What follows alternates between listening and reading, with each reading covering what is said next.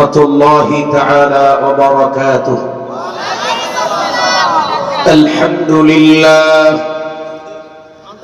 الحمد لله نحمده ونستعينه ونستغفره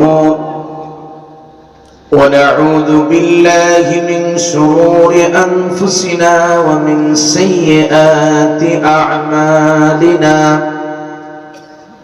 من يهده الله فلا مضل له ومن يضلله فلا هادي له. ونشهد أن لا إله إلا الله وحده لا شريك له. ونشهد أن سيدنا وحبيبنا ورفيقنا ومولانا محمدا عبده ورسوله الذي أرسله بالحق بشيرا ونذيرا وداعيا إلى الله بإذنه وسراجا وقمرا منيرا. أما بعد فقد قال الله تعالى في كلامه المجيد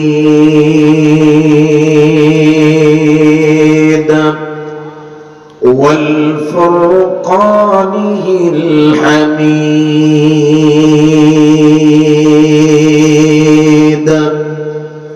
أعوذ بالله من الشيطان الرجيم. بسم الله الرحمن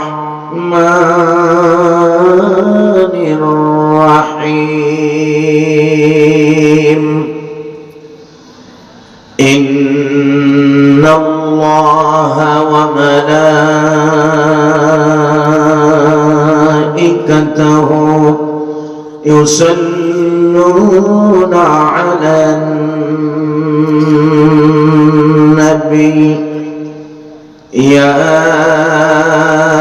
أيها الذين آمنوا صلوا عليه وسلموا تسليما. সকলে প্রাণ ভরে দুরূদ ইব্রাহিম পড়ি। আল্লাহুম্মা সাল্লি আলা মুহাম্মাদিন ওয়া আলা আলি মুহাম্মাদ كما صليت على إبراهيم وعلى آل إبراهيم إنك حميد مجيد. اللهم بارك على محمد وعلى آل محمد كما باركت على إبراهيم وعلى آل إبراهيم إنك حميد مجيد. আলহামদুলিল্লাহ, আল্লাহ রাব্বুল ইজ্জাত ওয়াল জালালের দরবারে অসংখ্য অগণিত শুকরিয়া আদায় করছি যে মহান মালিক আল্লাহ সুবহানাহু ওয়া তাআলা অত্যন্ত দয়া করে মায়া করে শারীরিক মানসিক সুস্থতা দিয়ে কোরআনে কারীমের এই তাফসীর মাহফিলে আমাদেরকে সমবেত হওয়ার তৌফিক দান করেছেন। তাই আল্লাহ রাব্বুল ইজ্জাত ওয়াল জালালের দরবারে কালিমাতুশ শুকর আদায় করছি, সকলে পড়ছি আলহামদুলিল্লাহ। রব্বানা লাকাল হামদ হামদান কাসীরান তাইয়িবান মুবারাকান ফীহি ইয়া রাব্বি লাকাল হামদু কামা ইয়ানবাগি লিজালালি ওয়াজহিক ওয়া আযীমি সুলতানিক। আমরা মহান আল্লাহ সুবহানাহু ওয়া তাআলার শুকরিয়া আদায় করলাম। সম্মানিত উপস্থিতি, আমরা যতটুকু সময় এখানে বসে থাকব, আমাদের সময় যতটুকু সময় এখানে আমরা কাটাবো, আমাদের এই সময়টুকু যেন ইবাদতের ভিতরে গণ্য হয়। আল্লাহ যেন কবুল করেন, বলি আমিন। আমরা শুনবো আল্লাহর কোরআনের কথা, আমরা শুনবো আল্লাহ সুবহানাহু ওয়া তাআলার কালাম, আমরা শুনবো নবিয়ুনা হাবিবুনা খলিলুনা মুরশিদুনা সাল্লাল্লাহু আলাইহি ওয়াসাল্লামের মুখ নিঃসৃত বাণী। আল্লাহ রাব্বুল আলামিন যেন ইখলাসের সাথে আমাদেরকে কথাগুলো শোনার এবং বোঝার, আমলের নিয়তে শোনার তৌফিক যেন আল্লাহ দান করেন, বলি আমিন। আল্লাহ রাব্বুল ইজ্জাত ওয়াল জালাল তাম পৃথিবীর মানব গোষ্ঠীকে, মানব জাতিকে সঠিক পথের দিশা দানের জন্য যুগে যুগে অসংখ্য অগণিত আম্বিয়া আলাইহিমুস সালাম, অসংখ্য মুরসালিনগণকে আল্লাহ রাব্বুল আলামিন পৃথিবীর বুকে পাঠিয়েছেন।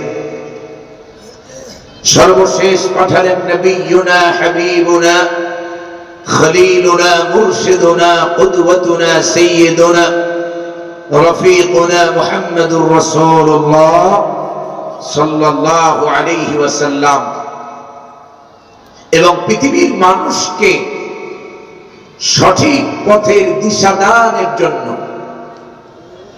আল্লাহ রাব্বুল আলামিন তাকে দিলেন কোরআনে কারীমের মতো আযীম একখানা কিতাব, যে কিতাবের মাধ্যমে আল্লাহ রাব্বুল আলামিন তাম বিশ্ববাসীকে অজ্ঞতা থেকে, কুসংস্কার থেকে, from ignorancy and illiteracy, পৃথিবীর সমগ্র মানুষকে জুলুমাত থেকে আলোর রাস্তা দেখিয়েছেন। সুবহানাল্লাহ। আল্লাহ রাব্বুল আলামিন বিশ্ব নবী মুহাম্মদুর রাসূলুল্লাহ সাল্লাল্লাহু আলাইহি ওয়াসাল্লামকে কোরআনে কারীম দেওয়ার পূর্বেও নবীজি মুহাম্মদুর রাসূলুল্লাহ সাল্লাল্লাহু আলাইহি ওয়াসাল্লাম তদানীন্তন সেই সমাজের মানুষকে অজ্ঞতা থেকে, কুসংস্কার থেকে, জাহালাত থেকে বাঁচানোর জন্য মুহাম্মদুর রাসূলুল্লাহ সাল্লাল্লাহু আলাইহি ওয়াসাল্লাম যখন তার বয়স মাত্র 25, সেই 25 বছর বয়সের সময় তিনি প্রতিষ্ঠা করেছিলেন হিলফুল ফুজুল। সেই হিলফুল ফুজুলের মাধ্যমে মুহাম্মদুর রাসূলুল্লাহ সাল্লাল্লাহু আলাইহি ওয়াসাল্লাম তিনি তদানীন্তন সমাজের মানুষকে আলোর পথ দেখানোর জন্য সংগ্রাম করেছেন, লড়াই করেছেন প্রায় 15টি বছর, 25 থেকে শুরু করে 40 বছর পর্যন্ত।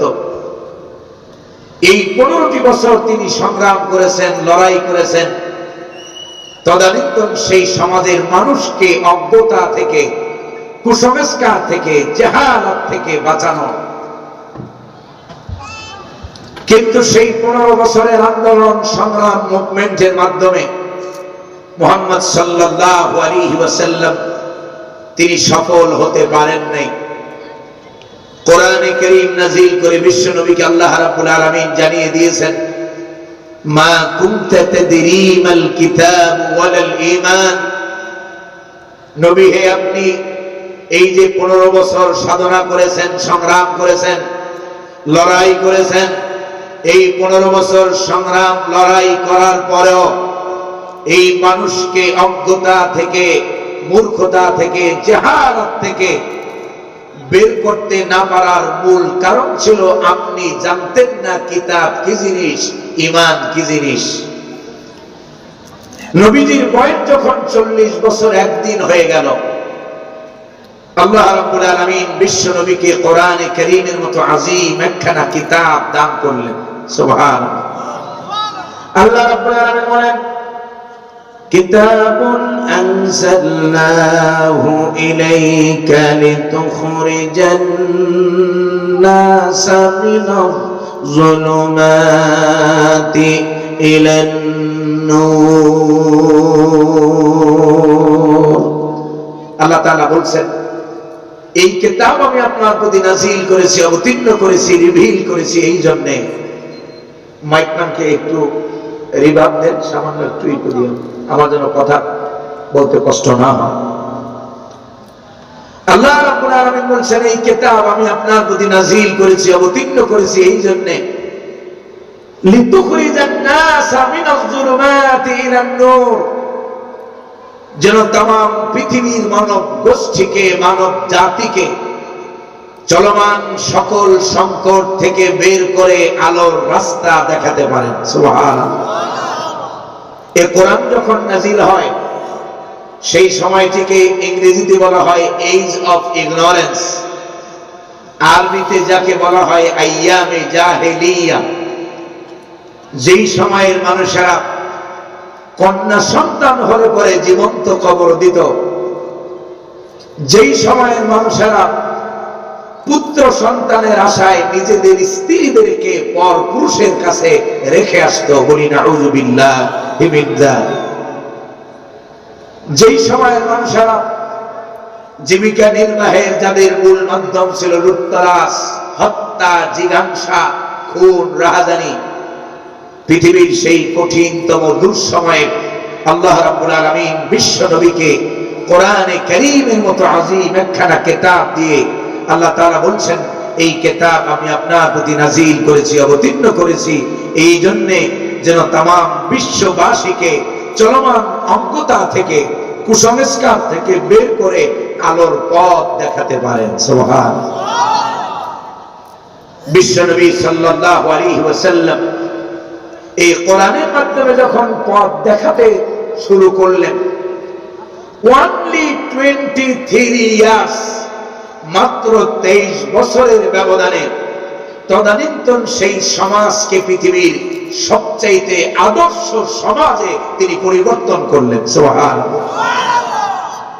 মুহাম্মদ সাল্লাল্লাহু আলাইহি ওয়াসাল্লাম এই কোরআনের মাধ্যমে উপহার দিলেন একটি আদর্শ সমাজ, একটি আদর্শ জাতি, একটি আদর্শ রাষ্ট্র ব্যবস্থা, যেখানে হত্যা ছিল না, খুন ছিল না, ধর্ষণ ছিল না, স্বজন প্রীতি ছিল না, যেখানে অন্যায় ছিল না। মুহাম্মদ সাল্লাল্লাহু আলাইহি ওয়াসাল্লাম এমন একটি আদর্শ আইডিয়াল স্টেট তিনি কায়েম করলেন। নবীজি নিজে বক্তব্য দিতে গিয়ে বললেন, খায়রুল কুরুনি কারনি, সর্বশ্রেষ্ঠ যুগ আমি নবী মুহাম্মদুর রাসূলুল্লাহ সাল্লাল্লাহু আলাইহি ওয়াসাল্লামের যুগ। যেই কোরআন দিয়ে নবীজি পৃথিবীর বুকে শান্তি প্রতিষ্ঠা করলেন, যেই কোরআন দিয়ে সাহাবায়ে কেরাম রিদওয়ানুল্লাহি তাআলা আলাইহিম আজমাইন পৃথিবীর বুকে শান্তি প্রতিষ্ঠা করলেন, সেই একই কোরআন আজও আমাদের মধ্যে আছে না নাই? কিন্তু কোরআনের সেই শান্তি এখন আর আছে? কোরআনের সেই সুখ আর শান্তি যদি আমরা উপভোগ করতে চাই, শুধু বছরে একবার তাফসীর মাহফিলের আয়োজন করলেই কোরআনের সেই সুখ আমরা পাবো না।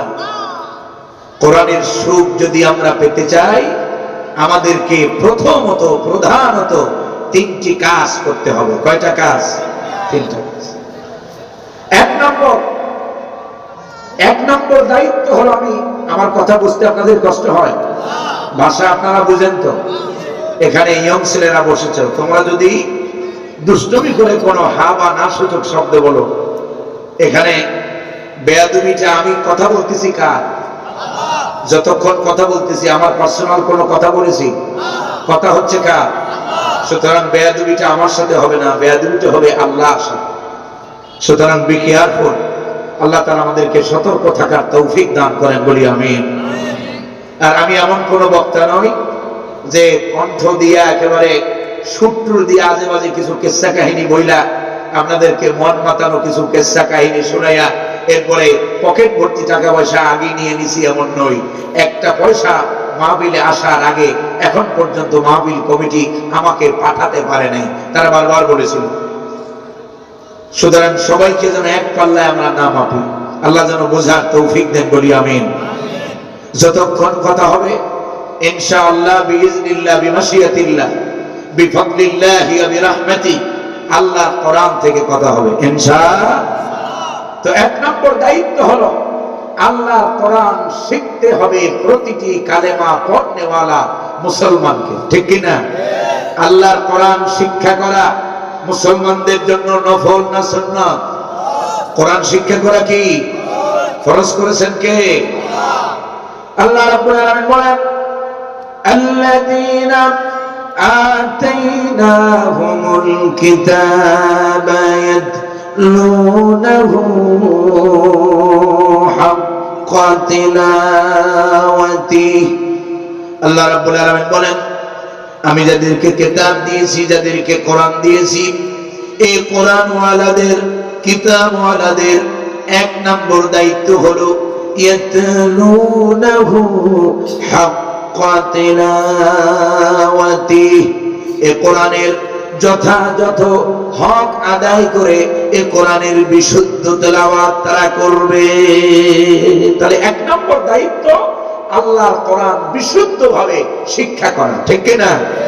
দুই নম্বর আরেকটা কথা বলি, পৃথিবীতে যত ধর্ম আছে বর্তমান ইন দিস মোমেন্ট, এই মুহূর্তে পৃথিবীতে ধর্মের সংখ্যা প্রায় 4,500-এর উপরে। কত হাজার? শুধু ধর্ম আছে 4,500-এর উপরে। পৃথিবীর কোন ধর্ম তথা কোন জীবন ব্যবস্থা জ্ঞান অর্জনকে এতটা গুরুত্ব দেয় নাই যতটা গুরুত্ব দিয়েছে ইসলাম। সুবহানাল্লাহ বলবেন না? এই জন্য ইসলামের প্রথম কথাই হলো ইকরা। প্রথম কথা কি? আল্লাহ রাব্বুল আলামিনের কালামের প্রথম সূচনাই হয়েছে ইকরা দ্বারা। তার মানে হলো পড়ো, জানো, বুঝো। তোমাকে মানতে হলে জানতে হবে, ঠিক কি না? এখন আমরা যদি না যাই না মানি, অনেকে প্রশ্ন করে, এত হুজুররা এত ধরনের কথা বলে, আমরা কোন দিকে যাব? এই সমস্যার সমাধান নবিয়ুনা হাবিবুনা খলিলুনা মুরশিদুনা কুদওয়াতুনা সাল্লাল্লাহু আলাইহি ওয়াসাল্লাম তিনি দিয়েছেন 1400 বছর পূর্বে, ঠিক কি না? নবীজি বলেছেন, তারাকতু ফীকুম আমরাইন লান তাদিল্লু মা তামাসসাকতুম বিহিমা কিতাবাল্লাহি ওয়া সুন্নাত রাসূলি। তোমরা ততদিন পর্যন্ত গোমরাহ হবে না যতদিন পর্যন্ত তোমরা আল্লাহর কিতাব আর আমি নবীজির সুন্নাহকে আঁকড়ে ধরবে, ঠিক কি না? এই জন্য কোন মৌলবী, কোন হুজুর, কোন শায়েখ কি বলল সেটা না দেখে দেখতে হবে কোরআনে কি আছে, হাদিসে কি আছে, ঠিক কি না? আল্লাহ যেন আমাদেরকে বোঝার তৌফিক দেন, বলি আমিন। এই জন্য এক নম্বর জ্ঞান অর্জন করা, আল্লাহর কোরআন শিক্ষা করা। দুই নম্বর দায়িত্ব হলো আল্লাহর কোরআন বিশুদ্ধভাবে শেখার সাথে সাথে আল্লাহর কোরআন বুঝতেও হবে প্রতিটি কালেমা পড়নেওয়ালা মুসলমানকে, ঠিক কি না? আপনারা আমার কথা মনোযোগ দিয়ে শুনতেছেন তো? দুই নম্বর কথা বলেছি আল্লাহর কোরআন বোঝা। আমাদের দেশের মানুষের ধারণা হলো যে কোরআন বুঝবে শুধু আলেম ওলামারা, মোল্লা মাওলানারা। আমরা সাধারণ মানুষ, আমরা কোরআন হাদিস এগুলো বুঝি না বা বোঝা আমাদের কাজ নয়। এইটা কি আমাদের রাইট থিওরি না ভুল থিওরি? এটা কি আমাদের সঠিক চিন্তা না ভুল চিন্তা? শুধু ভুল চিন্তা নয়, বরং কোরআনের সাথে মারাত্মক সাংঘর্ষিক কোরআনে কারীম বোঝাটাও প্রতিটি মুসলমানের জন্য বাধ্যতামূলক ফরজ করেছেন কে? আল্লাহ রাব্বুল আলামিন বলেন, আফালা ইয়াতাদাব্বারুনাল কুরআনা ওয়ালাউ কানা মিন ইনদি গায়রিল্লাহি লাওয়াজাদু ফীহি ইখতিলাফান কাসীরা। আল্লাহু আকবার। আল্লাহ তাআলা বলেন ফালা ইয়াতাদাব্বারুন, এখানে উলামায়ে কেরাম যারা আছেন তারা বুঝবেন। এর অর্থ হলো বেমানা আফালা ইয়াতাফাক্কারুন, কেন তারা কোরআন নিয়ে গবেষণা করে না? কেন তারা কোরআন নিয়ে চিন্তা করে না? এখন এই চিন্তা, এই গবেষণা, এই বোঝাটা শুধু উলামায়ে কেরাম বুঝবে না, কোরআন বুঝতে হবে প্রতিটি কালেমা পড়নেওয়ালা মুসলমানকে, ঠিক কি না? কোরআন বোঝানো বলেই এক শ্রেণী বলে ইসলামের সাথে রাজনীতির কোন সম্পর্ক নাই, ঠিক কি না? যদি কোরআন বুঝতো তাহলে এই ধরনের বক্তব্য কোন মুসলমানের সন্তান দিতে পারে না, ঠিক কি না? দুনিয়াতে সব বুঝেছে, শুধুমাত্র বোঝা যেটা দরকার ছিল বেশি, জরুরি ছিল যেটা বেশি, সেটাই শুধু বোঝে নাই, সেটা হলো আল্লাহর কোরআন, ঠিক কি না? কিন্তু এই সব নেতারা যখন মঞ্চে বক্তব্য দেয়, দেখবেন গাল ফুলাইয়া ইংরেজিতে বলে Islam is the complete code of life, ইসলাম একটি পরিপূর্ণ পূর্ণাঙ্গ জীবন ব্যবস্থা, বলে না বলে না? এখন ওই তাদের ব্যাপারে প্রশ্ন হলো, যদি ইসলাম থেকে রাজনীতিটাকে মাইনাস করে দেন তাহলে ইসলাম পূর্ণাঙ্গ থাকে, পরিপূর্ণ থাকে? তার মানে হলো ইসলামে শুধু রাজনীতি না, সমাজনীতি, অর্থনীতি, তোমার জীবনে, মানব জীবনে যত নীতি, যত আদর্শ প্রয়োজন সবটা দিয়ে কোরআনকে মুকাম্মেল করে দিয়েছেন কে? এই কপাল পোলারা দুনিয়াতে সব লেখাপড়া করেছে, এরা ইউনিভার্সিটিতে শিক্ষকতা করেছে, বিভিন্ন বড় বড় দেশের স্বনামধন্য ইউনিভার্সিটিতে লেখাপড়া পড়ে এরা বহির্বিশ্বের বিভিন্ন বিশ্ববিদ্যালয় থেকে ডক্টরেট ডিগ্রি নিয়েছে, দুনিয়ার সব পড়েছে ঠিক, শুধুমাত্র পড়ে নাই একখানা কেতাব, সেই কেতাবের নাম কি? আর যে ব্যক্তি কোরআন পড়ে নাই, ও যত বড় ডিগ্রিধারী হোক না কেন, আল্লাহর কাছে, আল্লাহ রাসূলের কাছে, কোরআন পন্থীদের কাছে ও দুনিয়ার সবচাইতে জাহেলে আকবর, ঠিক কি না? ও দুনিয়ার সবচাইতে বড় মূর্খ, কোন সন্দেহ আছে? আর যে ব্যক্তির জাগতিক কোন ডিগ্রি নাই কিন্তু কোরআনের জ্ঞান আছে, আমার কাছে মনে হয় দুনিয়াতে সবচাইতে জ্ঞানী মানুষ তিনি, ঠিক কি না? কারণ কোরআনের জ্ঞানকে জ্ঞান বলেছেন কে? আল্লাহ রাব্বুল আলামিন বলেন, মান ইউতাল হিকমাতা ফাকাদ উতিয়া খায়রান কাসীরা। আল্লাহু আকবার। যাকে কোরআনের জ্ঞান দেওয়া হয়, যাকে দ্বীনের জ্ঞান দেওয়া হয়, যাকে হিকমত দেওয়া হয়, তাকে যেন জাগতিক সমস্ত কল্যাণ, যেন অধিকাংশ কল্যাণ যেন তাকে দেওয়া হয়েছে। সুবহানাল্লাহ বলবেন না? এই জন্য আলেমদের দাম কম না বেশি? আমাদের সমাজে নাই, আমাদের সমাজে মৌলবীর দাম নাই, আলেমদের দাম নাই।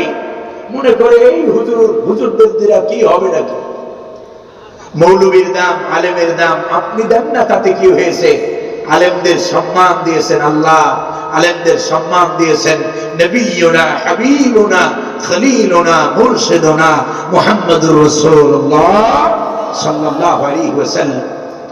নবীজি বলেন, ফাদলুল আলিম আলাল আবিদ কাফদলি আলা আদনাকুম। আমি নবীজি মুহাম্মদ সাল্লাল্লাহু আলাইহি ওয়াসাল্লাম বলছেন, একজন আবেদের উপরে আলেমের মর্যাদা তেমন, আমি নবীর মর্যাদা তোমাদের মধ্যে যেমন। সুবহানাল্লাহ। সাহাবায়ে কেরামদের সামনে নবীজি বলছেন, একজন আবেদের উপরে আলেমের মর্যাদা হলো তেমন, কাফাদলি আলা আদনাকুম, তোমাদের সাধারণের মধ্যে আমি নবীর সম্মান মর্যাদা যেমন। সুবহানাল্লাহ বলবেন না? ওফি রিওয়ায়াতিন উখরা, আরেকটি বর্ণনায় নবীজি বলেন ফাদলুল আলিমি আলাল আবিদ কাফাদলিল কমারি আলা সাইরিল কাওয়াকিব। সমস্ত তারকারাজির মধ্যে আকাশের চাঁদের মর্যাদা যেমন, উম্মতের মধ্যে একজন আলেমের মর্যাদা তেমন। আকাশের ভিতরে তারকারাজির মধ্যে চাঁদের সম্মান মর্যাদা কম না বেশি? আল্লাহ তাআলা হাবিব বলছেন একজন আলেমের মর্যাদা সাধারণের মধ্যে আকাশের চাঁদের সমতুল্য। নবীজি আবার আরেকটা বর্ণনায় বলেন ফাদলুল আলিমি আলাল আবিদ কাফাদলিল বদরি আলা সাইরিল কাওয়াকিব। নবীজি বলেন আকাশে পূর্ণিমার রাতে চাঁদের মর্যাদা সমস্ত তারকারাজির মধ্যে যেমন, আর জাতির মধ্যে আলেমদের মর্যাদাও তেমন। বিগত আমলে আলেমদের উপরে অত্যাচারের স্টিমুলার চালানো হয়েছে, ঠিক কিনা? হাসিনার পতন এমনি হয় না। হাসিনার পতন জামাত বিএনপি অন্যান্য কেউ করে নাই। হাসিনার পতনের সিদ্ধান্ত এসেছে আল্লাহর পক্ষ থেকে, ঠিক কিনা? হাসিনা সব কাজে খারাপ তা কিন্তু নয়, কিন্তু তার ভালো কাজগুলো সব ম্লান হয়ে গেছে তার মন্দ কাজের কাছে, ঠিক কিনা? মন্দ কাজ কি ছিল? মন্দ কাজ ছিল ইসলাম সহ্য হয় না। ভারতকে খুশি করতে যাইয়া এ দেশের মাটি আর মানুষ থেকে হাসিনা বিচ্ছিন্ন হয়েছে, ঠিক কিনা? ইসলাম এবং আলেমদের বিরোধিতা করেছে। সর্বশেষ কোরআন পন্থীদেরকে বিভিন্ন জায়গায় জায়গায়, এদেশের একটা ঘটনা যদি শুধু একজন পার্সন, একজন ব্যক্তির কথা যদি ধরেন, তাম পৃথিবীতে প্রসিদ্ধ একজন মুফাসসির কোরআন যার নাম আল্লামা দেলাওয়ার হোসেন সাইদি, ঠিক কিনা? যাকে জেলখানার ভিতরে এক যুগের অধিক সময় রেখে যাকে আপনার মেডিকেল কিলিং করা হয়েছে, ষড়যন্ত্র করে তাকে হত্যা করা হয়েছে, ঠিক কিনা? যেদিন তাকে হত্যা করা হয়েছিল সেদিন রাতেই আমরা ধারণা করেছিলাম এই হাসিনার পতন মনে হয় এই রক্তের মধ্য দিয়ে বেজে গেছে। আল্লাহ রাব্বুল আলামিন এক বছরও পার হয় নাই, হুজুরের শাহাদাতের এক বছরের মধ্যেই হাসিনার পতন করে দিলেন কে? সুতরাং ভবিষ্যতে যারা আসবেন, ইসলাম আলেম দ্বীনের বিরুদ্ধাচরণ করা যাবে। দ্বীনের বিরোধিতা, ইসলামের বিরোধিতা, ইসলামী আন্দোলনের বিরোধিতা যারা করবে তাদের পরিণতি হাসিনার চাইতেও আরো ভয়ঙ্কর হবে। কোন সন্দেহ আছে? কোন সন্দেহ নাই, এটি ইতিহাস। This is the history. এটা হলো পৃথিবীর ইতিহাস। পৃথিবীতে ইসলাম, মুসলমান, আলেম, কোরআন সুন্নাহর বিরোধিতা যারা করেছে পৃথিবীতে কেউ টিকতে পারে। কিন্তু এই ষড়যন্ত্র সব যুগে ছিল, এখনো আছে, ভবিষ্যতেও থাকবে। কিয়ামত সংগঠিত হওয়ার আগ পর্যন্ত এই ধরনের তারা আমাদের বিরুদ্ধে, মুসলমানদের বিরুদ্ধে ষড়যন্ত্র তারা করতেই থাকবে, ঠিক কিনা? কিন্তু মুসলমানেরা হিকমার মাধ্যমে, জ্ঞান এবং প্রজ্ঞার মাধ্যমে সকল ষড়যন্ত্র মোকাবেলা করে দ্বীন ইসলামকে এগিয়ে নেবে সামনের দিকে, ঠিক কিনা? আল্লাহ যেন সেই তৌফিক দান করে, বলি আমিন। আগামীতে ঐক্যবদ্ধ থাকবেন ইসলামের জন্য, কোরআনের জন্য, দ্বীনের জন্য, আল্লাহর দ্বীন বিজয়ের জন্য আমাদেরকে ঐক্যবদ্ধ থাকতে হবে, ঠিক কিনা? কারা কারা রাজি আছেন হাত তুলে দেখান। লিল্লাহি তাকবীর, লিল্লাহি তাকবীর। আল্লাহর দ্বীন জমিনে বাস্তবায়ন করা এইটা কোন ব্যক্তি বিশেষের কাজ নয়, এটা শুধুমাত্র জামাত ইসলামের কাজ নয়, ইসলামী আন্দোলনের কাজ নয়, খেলাফত মজলিসের কাজ নয়।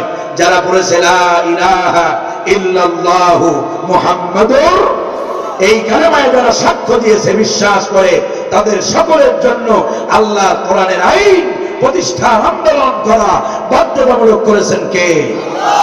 আল্লাহ যেন এই কথাগুলো বোঝার তৌফিক দেয়, বলি আমিন। তাহলে 2 নম্বর বলতেছিলাম আল্লাহর কোরআন বোঝা। 3 নম্বর আমার ভূমিকার সর্বশেষ পয়েন্ট। 1 নম্বরে কোরআন শেখার কথা বলেছি, 2 নম্বরে কোরআন বোঝার কথা বলেছি, 3 নম্বর কাজ হবে যা পড়বো, যা বুঝবো তা দিয়ে ব্যক্তি জীবন, পারিবারিক জীবন, সামাজিক জীবন, রাষ্ট্রীয় জীবন, আমাদের অর্থনীতি, সমাজনীতি, রাজনীতি তথা আমাদের জীবনে যত কিছু প্রয়োজন সবটাই মানতে হবে কোরআন থেকে, ঠিক কিনা? যদি এই 3টা কাজ আমরা করতে পারি তাহলে দুনিয়াতে শান্তি, পরকালে নাজাত দিবেন কে? আল্লাহ রাব্বুল আলামিন বলেন, فمن تبع هداي فلا خوف عليهم ولا هم يحزنون। الله أكبر। আল্লাহ তাআলা বলেন, فمن تبع هداي, যারা এই হুদার অনুসরণ করবে। হুদা মানে হলো কোরআন। হুদা মানে কি? কোরআনের অনেকগুলো নাম আছে, তার ভিতরে একটা নাম হলো হুদা। আল্লাহ তাআলা বলেন, যারা কোরআন পড়বে, কোরআন বুঝবে, নবীজির বক্তব্য যদি কোট করি বলতে হয়, ফাআহাল্লা হালালাহু ওয়া হারামা হারামাহু, কোরআনের হালালকে যারা হালাল বলে মানবে, হারাম থেকে যারা বেঁচে থাকবে, আল্লাহ তাআলা বলছেন ফালা খাউফুন আলাইহিম, তাদের কোনো ভয় থাকবে ওয়ালা হুম ইয়াহজানুন, কোরআন পন্থীদের পরকাল নিয়ে কোনো দুশ্চিন্তা থাকবে না, ঠিক কি না? দুনিয়াতে যদি কোরআন পড়া যায়, কোরআন বোঝা যায়, কোরআন দিয়ে যদি আল্লাহ কোরআনের আইন যদি বাস্তবায়নের জন্য জান মাল যদি আল্লাহ রাস্তায় দেওয়া যায়, তাহলে কিয়ামতের দিন জান্নাত দিয়ে দিবেন কে? আল্লাহ। কোরআনে কারীমের ভিতরে আল্লাহ রাব্বুল আলামিন বলেন, কিয়ামতের ময়দানে এই পৃথিবীতে 3 দফা কাজ যারা করবে, কোরআন যারা পড়বে, কোরআন যারা বুঝবে, কোরআন দিয়ে যারা ব্যক্তি, পরিবার, সমাজ, রাষ্ট্র যারা সাজাবে, আল্লাহ তাআলা তাদেরকে ডেকে বলবেন, ইয়া ইবাদি লা খাউফুন আলাইকুমুল ইয়াওমা ওয়া লা আনতুম তাহজানুন। আল্লাহু আকবার। কোরআন শুনতে কষ্ট হয় আপনাদের? খারাপ লাগতেছে? আল্লাহ তাআলা বলবেন, ইয়া ইবাদি, ও আমার বান্দা, ও আমার গোলাম। ওলামায়ে কিরাম শব্দচরণ দেখেন, আল্লাহ তাআলা ডাক দিয়ে বলবেন, ও আমার গোলাম, লা খাউফুন আলাইকুমুল ইয়াওম, আজকের এই দিনে তোমাদের কোনো ভয় নাই। সুবহানাল্লাহ বলবেন না? এখানে ইয়াওম বলতে, এই দিন বলতে সেই দিন, ডে অফ জাজমেন্ট, বিচারের দিন, কিয়ামতের দিন। আল্লাহ বলবেন, লা খাউফুন আলাইকুমুল ইয়াওম, আজকের এই দিনে তোমাদের কোনো ভয় নাই, ওয়ালা আনতুম তাহজানুন, আজকের এই দিনে তোমাদের দুশ্চিন্তার কোনো কারণ নাই। সুবহানাল্লাহ। আল্লাহ রাব্বুল আলামিন সর্বশেষ আল্লাহর গোলামদেরকে, কোন গোলাম? যে গোলাম দুনিয়াতে কোরআন পড়েছে, যে গোলাম দুনিয়াতে কোরআন বুঝেছে, যে গোলাম দুনিয়াতে কোরআনের আন্দোলন করেছে, কোরআন দিয়ে ব্যক্তি, পরিবার, সমাজ, রাষ্ট্র পরিচালনা করার জন্য জান দিয়েছে, মাল দিয়েছে, সেই গোলামদেরকে আল্লাহ রাব্বুল আলামিন এবার ওয়াদা করবেন। আল্লাহ বলবেন, উদখুলুল জান্নাহ লা খাউফুন আলাইকুম ওয়ালা আনতুম তাহজানুন। আল্লাহু আকবার। আল্লাহ বলবেন, উদখুলুল জান্নাহ, জান্নাতে ঢোকো, এন্টার দ্য প্যারাডাইস, জান্নাতে ঢোকো, তোমাদের কোনো ভয় নাই, তোমাদের দুশ্চিন্তা। সুবহানাল্লাহ বলবেন না? তাহলে নির্ভয়ে দুশ্চিন্তা মুক্ত অবস্থায় জান্নাতে যাওয়ার রাস্তা হলো একটা। জান্নাতে যাওয়ার রাস্তা কি? কোরআন পড়তে হবে, কোরআন বুঝতে হবে, কোরআন প্রতিষ্ঠার জন্য দল মত নির্বিশেষে ঐক্যবদ্ধভাবে আল্লাহ দ্বীন কায়েমের কাজ করতে হবে, ঠিক কিনা? আল্লাহ যেন সেই তৌফিক আমাদেরকে দেয়, বলি আমিন। আগামীতে ইনশাআল্লাহ ইসলাম পন্থীরা যেখানেই থাকবে প্রতিটি কালেমা পড়নেওয়ালা ইসলাম পন্থীদের পক্ষে কাজ করবে, ঠিক কিনা? কারা কারা রাজি আছেন হাত দেখা? লিল্লাহি তাকবীর, লিল্লাহি তাকবীর। আল্লাহ যেন কবুল করেন বলি আমিন। রাগ করেছেন আপনারা? যে হুজুর দাঁড়াবে খালি হুজুরে খালি মঞ্চে মাহফিলে মসজিদে ভালোবাসলে চলবে না। যেই হুজুর, এই যে মনে করেন আমি একজন মানুষ কথা বলতেছি, আপনারা হাজার হাজার জনতা চুপ করে বসে বসে শুনতেছেন, আলহামদুলিল্লাহ বলেন। এই রকমের এই আলেমরা যদি সমাজের নেতৃত্বে যায়, আলেমরা যদি ইউনিয়নের চেয়ারম্যান হয়, আলেমরা যদি সংসদে এমপি হয়, ইনশাআল্লাহ সংসদ এমনই নিরাপদ থাকবে। কোন সন্দেহ আছে? আলেমরা চুরি করবে না, রাস্তার ভিতরে রডের পরিবর্তে বাঁশ ঢুকাবে না, ঠিক কিনা? জনগণের গম আটা চুরি করবে না, কারণ আলেমদের ভিতরে আল্লাহর ভয় থাকে, ঠিক কিনা? বলেছেন কে? ইন্নামা ইয়াখশাল্লাহা মিন ইবাদিহিল উলামা। আল্লাহ বলেছেন আমি আল্লাহকে বেশি ভয় করে যারা আলেম। আল্লাহু আকবার বলবেন না? কিছু নেতা আছে আলেম বিদ্বেষী বক্তব্য দেয়, কয় মাঝে মাঝে কয়, কি কয়? কয় যে মদ বিক্রেতা যেমন মদ পান করে না, ঠিক তেমনি ধর্ম প্রচারকারীরাও ধার্মিক হয় না। কথা বলেন নাই? কি যুক্তি ওনাদের, কি যুক্তি দেখেন যুক্তিবিদদের। মদ বিক্রেতা যেমন মদ খায় না, ঠিক তেমনি ধর্ম প্রচারকারীরাও নাকি ধার্মিক হয় না, ওনার যুক্তি। এবার আল্লাহ থিওরি কি? আল্লাহ তাআলা বলতেছেন কোরআনে, ইন্নামা ইয়াখশাল্লাহা মিন ইবাদিহিল উলামা। আমার বান্দাদের থেকে আমাকে কেবলমাত্র শুধুমাত্র বেশি ভয় করে যারা আলেম। আল্লাহু আকবার বলবেন না? আলেম বিদ্বেষী হয়ো না, কপালে তাহলে তোমার বদনসিব, তোমার কপাল পুড়ে যাবে, তুমি টিকতে পারবে? দুনিয়াতে যারা নবীদের বিরোধিতা করছে টিকতে পারছে? টিকতে পারছে?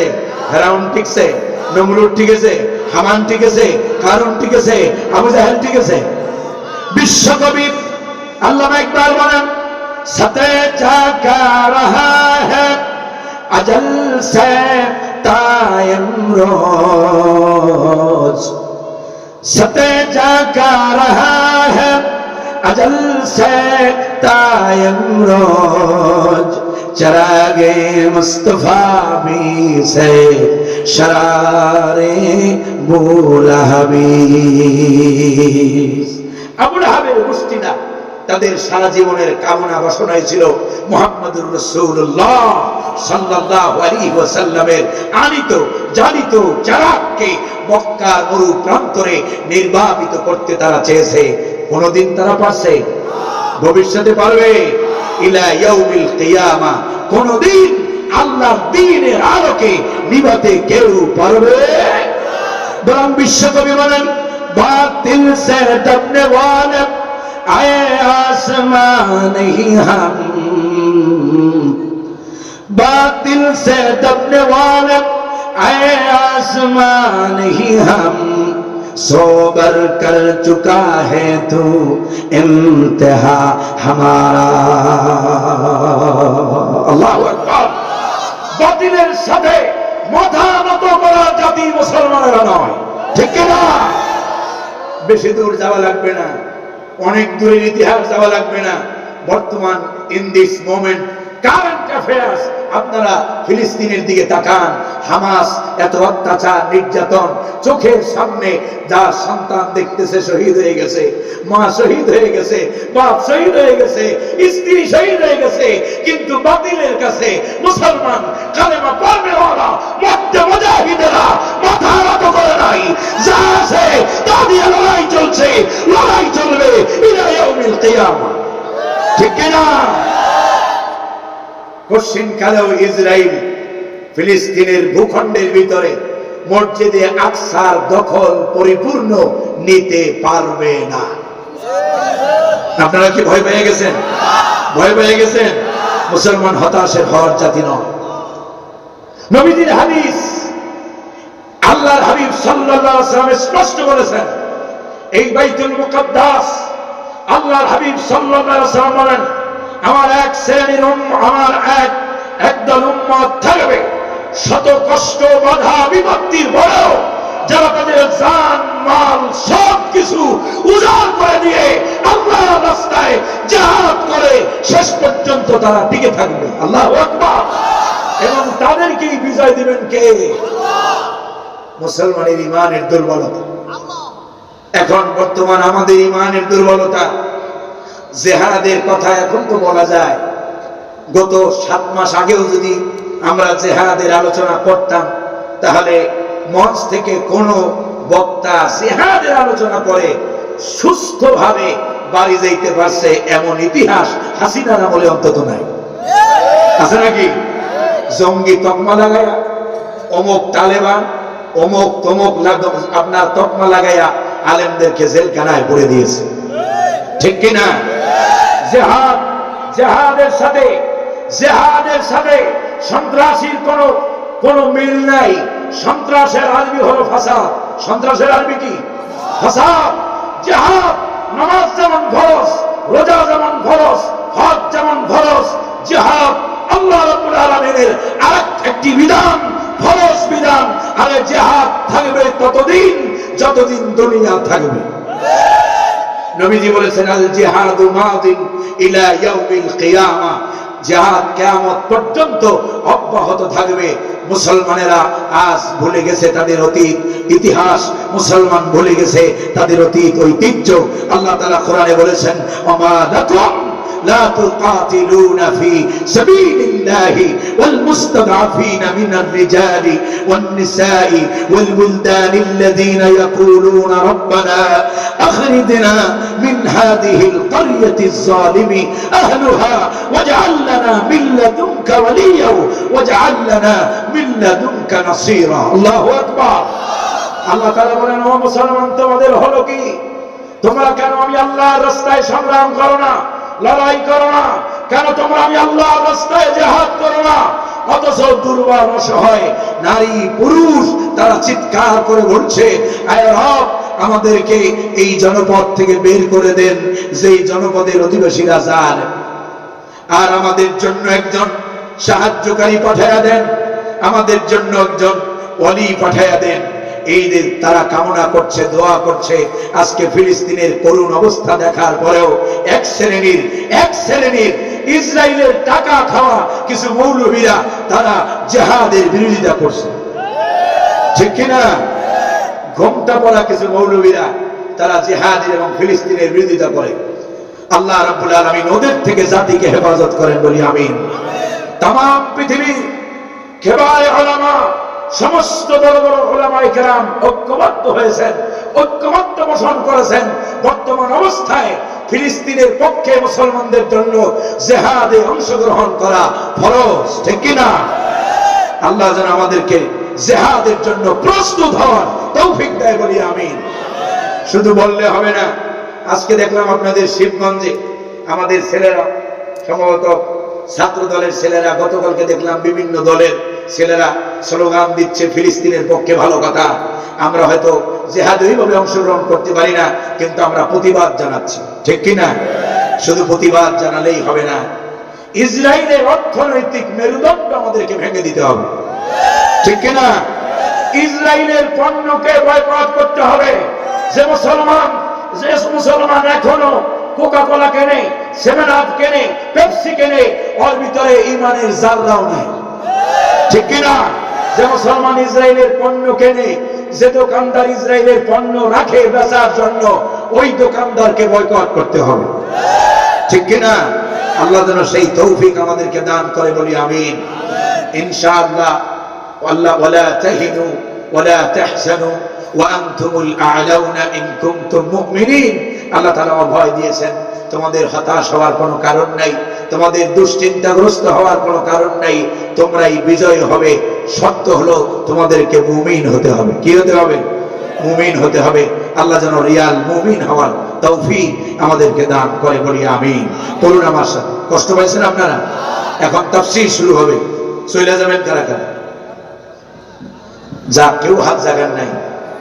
এরপরে যদি চলে যান তাহলে বেয়াদবিটা আমার সাথে হবে না, কোরআনের সাথে হবে। তবে হ্যাঁ, ন্যাচারাল কল, প্রাকৃতিক যে প্রয়োজন সেটা আসতে পারে। আল্লাহ তাআলা আমাদেরকে ধৈর্য সহকারে বসার তৌফিক দান করেন বলি আমিন। আমি আর অনেক লম্বা সময় কথা বলবো না। ওয়াজের মতো ওয়াজ 1 ঘন্টা যথেষ্ট, ঠিক কি না? ইনশাআল্লাহ এখন তাফসীর শুরু হবে। আমি চেষ্টা করব ইনশাআল্লাহ 12টা থেকে 12:30টার ভিতরে মুনাজাতের মাধ্যমে মাহফিল শেষ হবে ইনশাআল্লাহ। মুনাজাত হয়তো এদিকে, দোয়াটা হয়তো আবার এদিকে অনেক জায়গায় আছে, প্রায় দোয়াটা লাগে না। যাই হোক, পড়েন আমার সাথে। আউযু বিল্লাহি মিনাশ শাইতানির রাজীম।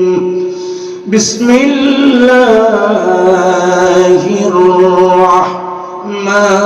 রাহমানির রাহিম। يومئذ تعرضون لا تخفى منكم خافية فأما من أوتي كتابه بيمينه فيقول هاؤم اقرءوا كتابيه।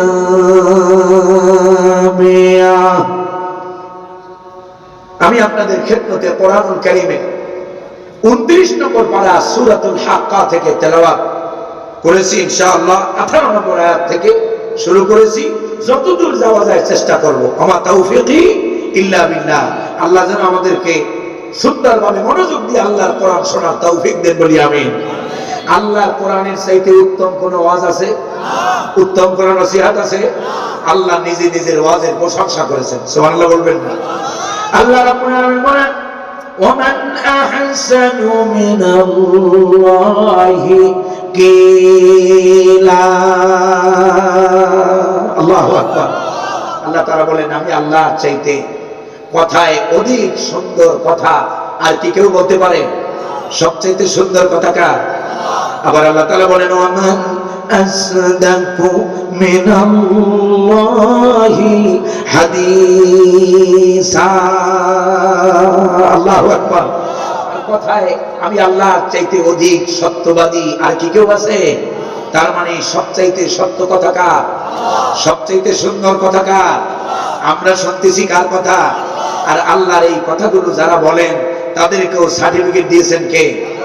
আল্লাহ রাব্বুল আলামিন বলেন, ওয়ামান আহসানু কাওলাম মিম্মান দাআ ইলাল্লাহি ওয়া আমিলা সালিহান ওয়া ক্বালা ইন্নানী মিনাল মুসলিমিন। আল্লাহু আকবার। আল্লাহ তাআলা বলেন, ওয়ামান আহসানু কাওলাম মিম্মান দাআ ইলাল্লাহ।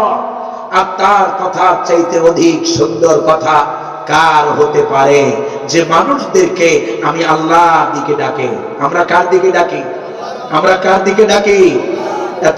এতক্ষণ কি আমি আমার দিকে ডাকছি? আমার দলের দিকে ডাকছি? কার দিকে ডাকলাম? আল্লাহর দিকে। ইনশাআল্লাহ আল্লাহ যেন আমাদেরকে কোরআনে কারীম মনোযোগ দিয়ে শোনার এবং বোঝার আমলের তৌফিক দান করেন বলি আমিন। তো আল্লাহ রাব্বুল আলামিন বলছেন, শুরু হচ্ছে তাফসীর। আল্লাহ তাআলা বলছেন, ইয়াউমাইযিন তুরাদুনা লা তাখফা মিনকুম খাফিয়া। সেদিন তোমাদেরকে একত্রিত করা হবে, বা তোমাদের সামনে, দুইটা অর্থ হয়, তোমাদের সামনে তোমাদের কৃতকর্ম আমলকে পেশ করা হবে, ক্ষুদ্র থেকে ক্ষুদ্রতর, বিন্দু থেকে বিন্দুতর কোন বিষয়ে লা তাখফা মিনকুম খাফিয়া, তোমাদের থেকে ক্ষুদ্রতর কোন বিষয়ে গোপন করা হবে। তার মানে দুনিয়াতে যা করব সব কিয়ামতের দিন ওপেন করে দিবেন কে? এই যে আমি কথা বলতেছি, আমার কথাগুলো রেকর্ড করার জন্য এখানে ক্যামেরা আছে না নাই? আমি যে কি বলতেছি দাড়ি কমা সহ এখানে রেকর্ড হবে না? প্রতিটি মানুষের ঘাড়ের সাথে, ঘাড়ের পিছনে এমন এর চাইতে হাজার গুণ ডেঞ্জারাস ক্যামেরা সেট করে দিয়েছেন কে? আল্লাহ। মানুষ যা করে, মানুষের জীবনের ফ্রম বার্থ টু ডেথ, জন্ম থেকে মৃত্যু পর্যন্ত সে যা করবে সমস্ত আমলনামা তার এখানে লিপিবদ্ধ করে রাখার ব্যবস্থা করেছেন কে? আল্লাহ রাব্বুল আলামিন وَكُلَّ إِنسَانٍ أَلْزَمْنَاهُ طَائِرَهُ فِي عُنُقِهِ وَنُخْرِجُ لَهُ يَوْمَ الْقِيَامَةِ كِتَابًا يَلْقَاهُ مَنشُورًا আল্লাহু আকবার। আল্লাহ তাআলা বলছেন, আর প্রতিটি মানুষের ঘাড়ের সাথে আমি এমন এক ঘুটলি, এমন এক ক্যামেরা সেট করে দিয়েছি, বান্দা যা করে সব রেকর্ড করেন কে? আল্লাহ তাআলা বলেন, কিয়ামতের দিন আমি তার রেকর্ডকৃত সমস্ত আমলনামা তার সামনে ওপেন করে দেব। সুবহানাল্লাহ বলবেন না? আল্লাহ রাব্বুল আলামিন কিয়ামতের ময়দানে বান্দার সমস্ত আমলনামা বান্দার সামনে ওপেন করে দিবেন, আর ওপেন করে দিয়ে বলবেন, ইকরা কিতাবাকা কাফা বিনাফসিকাল ইয়াওমা আলাইকা হাসিবা। আল্লাহু আকবার। আল্লাহ রাব্বুল আলামিন বলেন, সমস্ত আমলনামা বান্দার সামনে ছেড়ে দিয়া আল্লাহ রাব্বুল আলামিন বলবেন, ইকরা কিতাবাক, বান্দা তুমি তোমার আমলনামা পড়ো। দুনিয়াতে তুমি যা কিছু করেছো সমস্ত আমলনামা ওখানে সব কিছু লেখা থাকবে। কিতাবের ভিতরে এসেছে, তাফসীরের ভিতরে আসছে, আল্লাহ রাব্বুল আলামিন বান্দাকে ভিডিও আকারে, ভিডিও ফুটেজ আকারে কোন সময় গভীর রজনীতে মা দেখে নাই, বাপ দেখে নাই, ভাই দেখে নাই, বোন দেখে নাই, কোথায় তুমি যাইয়া মোবাইলের ভিতরে ফেসবুকে যাইয়া, কোথায় মেসেঞ্জারে যাইয়া পরনারীর সাথে কি চ্যাটিং করেছো, ইমোতে ভাইবারে কার সাথে ভিডিও করে কথা বলেছো, কার সাথে গুগলে সার্চ দিয়া কোথায় কোন নগ্ন দৃশ্যগুলো তুমি উপভোগ করেছো, সবকিছু কিয়ামতের দিন তোমার সামনে আল্লাহ রাব্বুল আলামিন ভিডিও আকারে ওপেন করে দিয়া এবার আল্লাহ বলবেন, ইকরা কিতাবাকা কাফা বিনাফসিকাল ইয়াওমা আলাইকা হাসিবা। আল্লাহু আকবার। এই ভয় যদি অন্তরে থাকে যে আল্লাহ দেখতেছেন, তাহলে গভীর রজনীতে রুমের দরজা বন্ধ করে দিয়াও কোনো অপরাধ করা যাবে, কারণ আমাদেরকে সর্বদা সর্বক্ষণিক আমাদেরকে পর্যবেক্ষণ করেন কে? আল্লাহ তাআলা বলেছেন, ইন্নাল্লাহা কানা আলাইকুম রাকিবা। আল্লাহ তাআলা হচ্ছেন রাকিব, তিনি সর্বদা আমাদেরকে পর্যবেক্ষণ করেন, প্রতিটি মুহূর্ত তিনি অবলোকন করেন। তুমি কোথায় কি করো কেউ না দেখলেও দেখে কে? এই ভয় যদি অন্তরে থাকে তাহলে কেউ আর অপরাধ করবে না, ঠিক কি না? আমাদের যুব সমাজ ধ্বংসের দ্বার প্রান্তে পৌঁছে গেছে। মোবাইলের ভিতরে মনে হয় যেন মোবাইল হাতের ভিতরে অ্যান্ড্রয়েড সেট নয়, এটা যেন জাহান্নামের একটা টিকিট, ঠিক কি না? সুতরাং যাদের ঈমান পাকাপোক্ত নয়, ঈমান যাদের মজবুত নয়, তাদেরকে এই ফিতনা থেকে বেঁচে থাকতে হবে। এখন এই ওয়াজ শোনার পরে অনেক যুবক ভাই আমার ব্যাপারে ধারণা করতে পারেন যে এই হুজুর ব্যাকডেট হয়ে গেছে, এই হুজুর ওল্ড হুজুর, এর আর চলবে না। এখন তো মাহফিলের ময়দানে যারা যৌন সুরসুরি দিতে পারে, এই রাজশাহীর বক্তা আছে পুষ্পা হুজুর, কয় মানুষ দেখবেন, যত মুভি আছে, যত হিন্দি সিনেমা আছে, সব এই মৌলবি, এরা আলেম নয়, এরা হলো মৌলানা। এই মৌলানাদের সব মুখস্থ, যার কারণে মাহফিলের মঞ্চে যায় হিন্দি গানের আদলে গান বানাইয়া ছাড়ে, আছে না? বড় বড় নামের শেষে যুক্তিবাদী, অমুকবাদী, তমুকবাদী, ভাটিয়ালি গান ছাড়া আর কিছুই জানে না। 1.5 ঘন্টা 2 ঘন্টা ওয়াজ করে, বোমা মারলেও 5টা কোরআন শরীফের আয়াত বের হয় না। যদিও কোন রকম বের হয়, তার তরজমা সঠিক, তাফসীর তো দূরের কথা, তরজমাও পাওয়া যায়। এরাই হলো এ জাতির ইন্টারন্যাশনাল মুফাসসিরে কোরআন। ভালো আলেমদের দাওয়াত দেই না আমরা। মাহফিল গুলো এখন হয়ে গেছে, এই মাহফিল থেকে হেদায়েত হয় না। তিন কারণ: বক্তা বলি, শ্রোতা বলি, আয়োজক বলি, কারো ভিতরে ইখলাস নাই। কারো ভিতরে কি নাই? ইখলাস নাই। আয়োজক যারা, তারা চিন্তা করে বক্তা কারে আনলে লোক বেশি হবে, কারে আনলে লোক বেশি হবে, হেদায়েতের মাকসাদ নয়। আবার অনেক মাহফিলে দেখিস পোস্টারের শিরোনাম মাদ্রাসার উন্নতি কল্পে, মসজিদের উন্নতি কল্পে, গোরস্থানের কবরস্থানের উন্নতি কল্পে মাহফিল। কেন রে ভাই? একটু পরিবর্তন করলে তো তোমার উন্নয়ন বাজে থাকবে নাকি? তুমি মাহফিল করো হেদায়েত কল্পে, মাদ্রাসার উদ্যোগে, কবরস্থান কমিটির উদ্যোগে, এই কথাটা লেখো। উন্নতি কল্পে নাই। উন্নতি কল্পে লিখলে তোমার আর ইখলাস থাকে না, ঠিক কি না? তাহলে তোমার ধান্দাই হলো মাহফিল দিয়ে টাকা কামাই করো, ঠিক কি না? রাগ করতেছেন আমার কথায়? আপনারা খুশি হলেও আমার কিছু যায় আসে না, বেজার হলেও আমার কিছু যায় আসে না। আমি সেই বনের কোকিলের মতো, কারো ভালো লাগলেও গাই, না লাগলেও গাই, গাওয়াটাই আমার কাজ। ওমা আলাইনা ইল্লাল বালাগ, ঠিক কি না? আলেমদের দায়িত্বই হলো হককে প্রচার করা, হককে পৌঁছে দেওয়া। জাতির ভালো লাগলেও আলেমদের বলতে হবে, খারাপ লাগলেও বলতে হবে, কারণ দায়িত্বটা এসেছে কার পক্ষ থেকে? আল্লাহ যেন বোঝার তৌফিক দেন, বলি আমিন। 2 নম্বর, বক্তারা বাস যাবে কেন? মাহফিলে আসার আগে 80,000 টাকা আগে পাঠাইতে হয়, 90,000। আবার ইদানিং কিছু মৌলানা আছে, হাসিনা পালানোর পরে শুনেছি যাদের সাথে 80,000 কন্টাক্ট হয়েছিল তাদেরকে জানায় দিয়েছে সাপ 1,20,000 না হলে যাওয়া যাবে না। নামের সাথে বিশাল বড় আল্লামা আছে, ইসলামী আন্দোলনের নাম বেচে খায়, নিজে আদৌ ইসলামী আন্দোলনের রোকনিয়ত যার নাই। আর বক্তব্য দেয় কয় যে ট্রাম্পের নাম হাদিসের ভিতরে আছে, ডোনাল্ড ট্রাম্পের নাম বলে হাদিসে আছে। কত বড় আল্লামা! বক্তব্য দেয় কয় মসজিদে নববীর উপরে কুত্তা বলে প্রস্রাব করবে, নাউযুবিল্লাহি মিন যালিক। মাঝে মাঝে লন্ডন প্রিমিয়ার লিগে খেলে, মাঝে মাঝে অক্সফোর্ডে শিক্ষকতা করে, মাঝে মাঝে তার রকেটে চড়তেও বিরক্ত লাগে। কথা বোঝেন নাই? এরা হয়ে গেল জাতির আল্লামা। আল্লাহ তাআলা জাতিকে এদের থেকে, এদের ফিতনা থেকে হেফাজত করেন, বলি আমিন। 1,20,000, 80,000, 90,000 না দিলে গাড়ির চাকা ঘোরে না, অগ্রিম আগে পাঠাইতে হয়। তুমি যে কত বড় আল্লামা, অগ্রিম এই চাঁপাইনবাবগঞ্জে ঢাকা থেকে আসতে পারবা, হায়াত থাকবে, গ্যারান্টি দিল কে তোমারে? এই গ্যারান্টি যদি না দিতে পারো, মাহফিলে আসার আগে কন্টাক্ট করে টাকা দেওয়া মাহফিলের বক্তাদের জন্য জায়েজ নাই, জায়েজ নাই, জায়েজ নাই।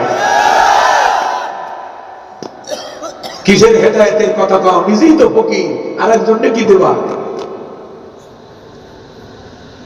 আল্লাহ তাআলা এদের থেকে, এরা জাতিকে, ওই যে নবীজি বলেছেন, ওলামায়ে কেরাম এখানে যারা আছেন তারা বুঝবেন, মিশকাতুল মাসাবিহের ভিতরে হাদিস এসেছে, নবীজি বলছেন কিয়ামতের আগে যখন ইন্নাল্লাহা লা ইয়ানতাজিউ ইলমান ইনতিজাআন, আল্লাহ তাআলা ইলমকে টেনে হিসড়ে বের করার মাধ্যমে ইলম উঠায়া নেবেন না, কিন্তু আলেমদেরকে উঠায়া নেওয়ার মাধ্যমে ইলম উঠায়া নেবেন কে?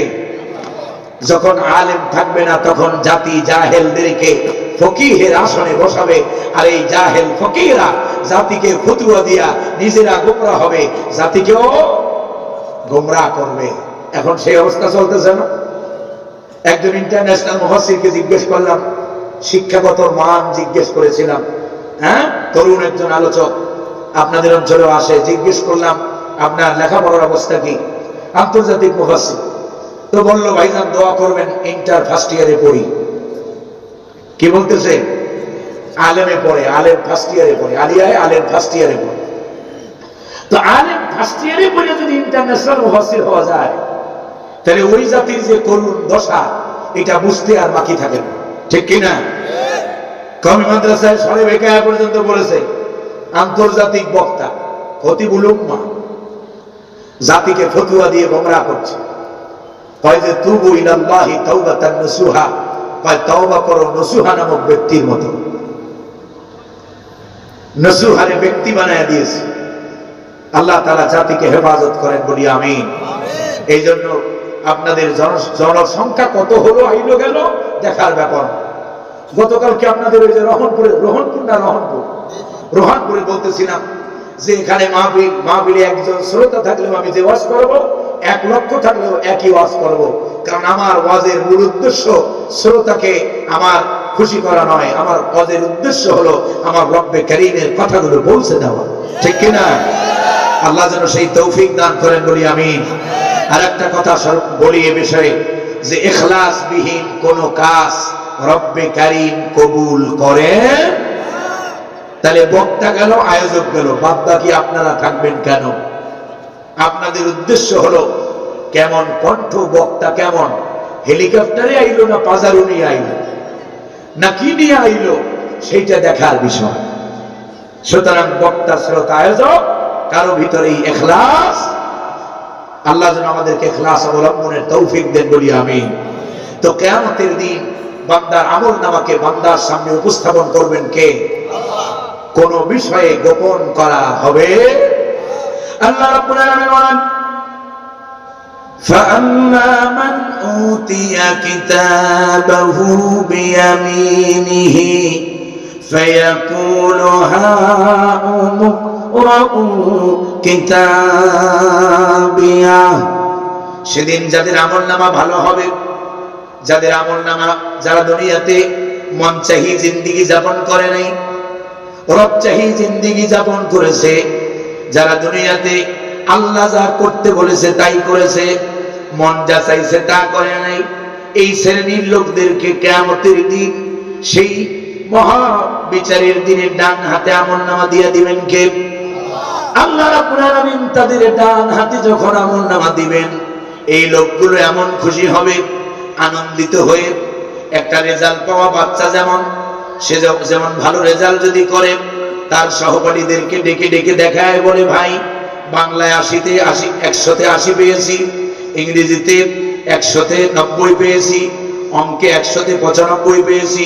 ভালো রেজাল্ট করলে পরে যেমন তার রেজাল্ট কার্ডটা সবাইরে আনন্দ চিত্রে দেখায়, কিয়ামতের দিন আল্লাহ রাব্বুল আলামিন যেই বান্দাদের হাতে ডান হাতে আমলনামা দিবেন, ওই বান্দারা আনন্দিত হয়ে, খুশি হয়ে হাসরের ময়দানে তারা তাদের আমলনামা তাদের সহপাঠীদেরকে দেখাবে আর বলবে, ফায়াকুলু হাউমু ইকরাউ কিতাবিয়া, আমাদের আমলনামাটা পড়ো, ইন্নী যানানতু আন্নী মুলাকিন হিসাবিয়া।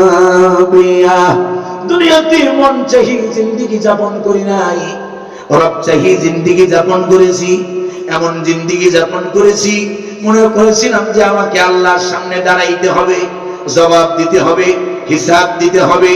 এই হিসাবওয়ালা জিন্দেগি যাপন করেছি বলেই আজকে আমার হাতে ডান হাতে আমলনামা দিয়েছেন কে? আর যাদেরকে ডান হাতে আমলনামা দেওয়া হবে, আল্লাহ রাব্বুল আলামিন বলেন, فهو في عيشة راضية। আল্লাহু আকবার।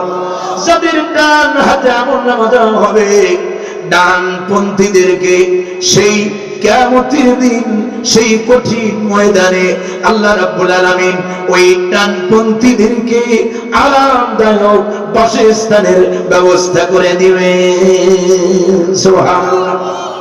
ফি ঈশাতির রাদিয়া, এমন বসবাসের এমন জায়গা দেবেন যে জায়গা পেয়ে তারা রাদিয়া, সন্তুষ্ট হবে, খুশি হয়ে যাবে।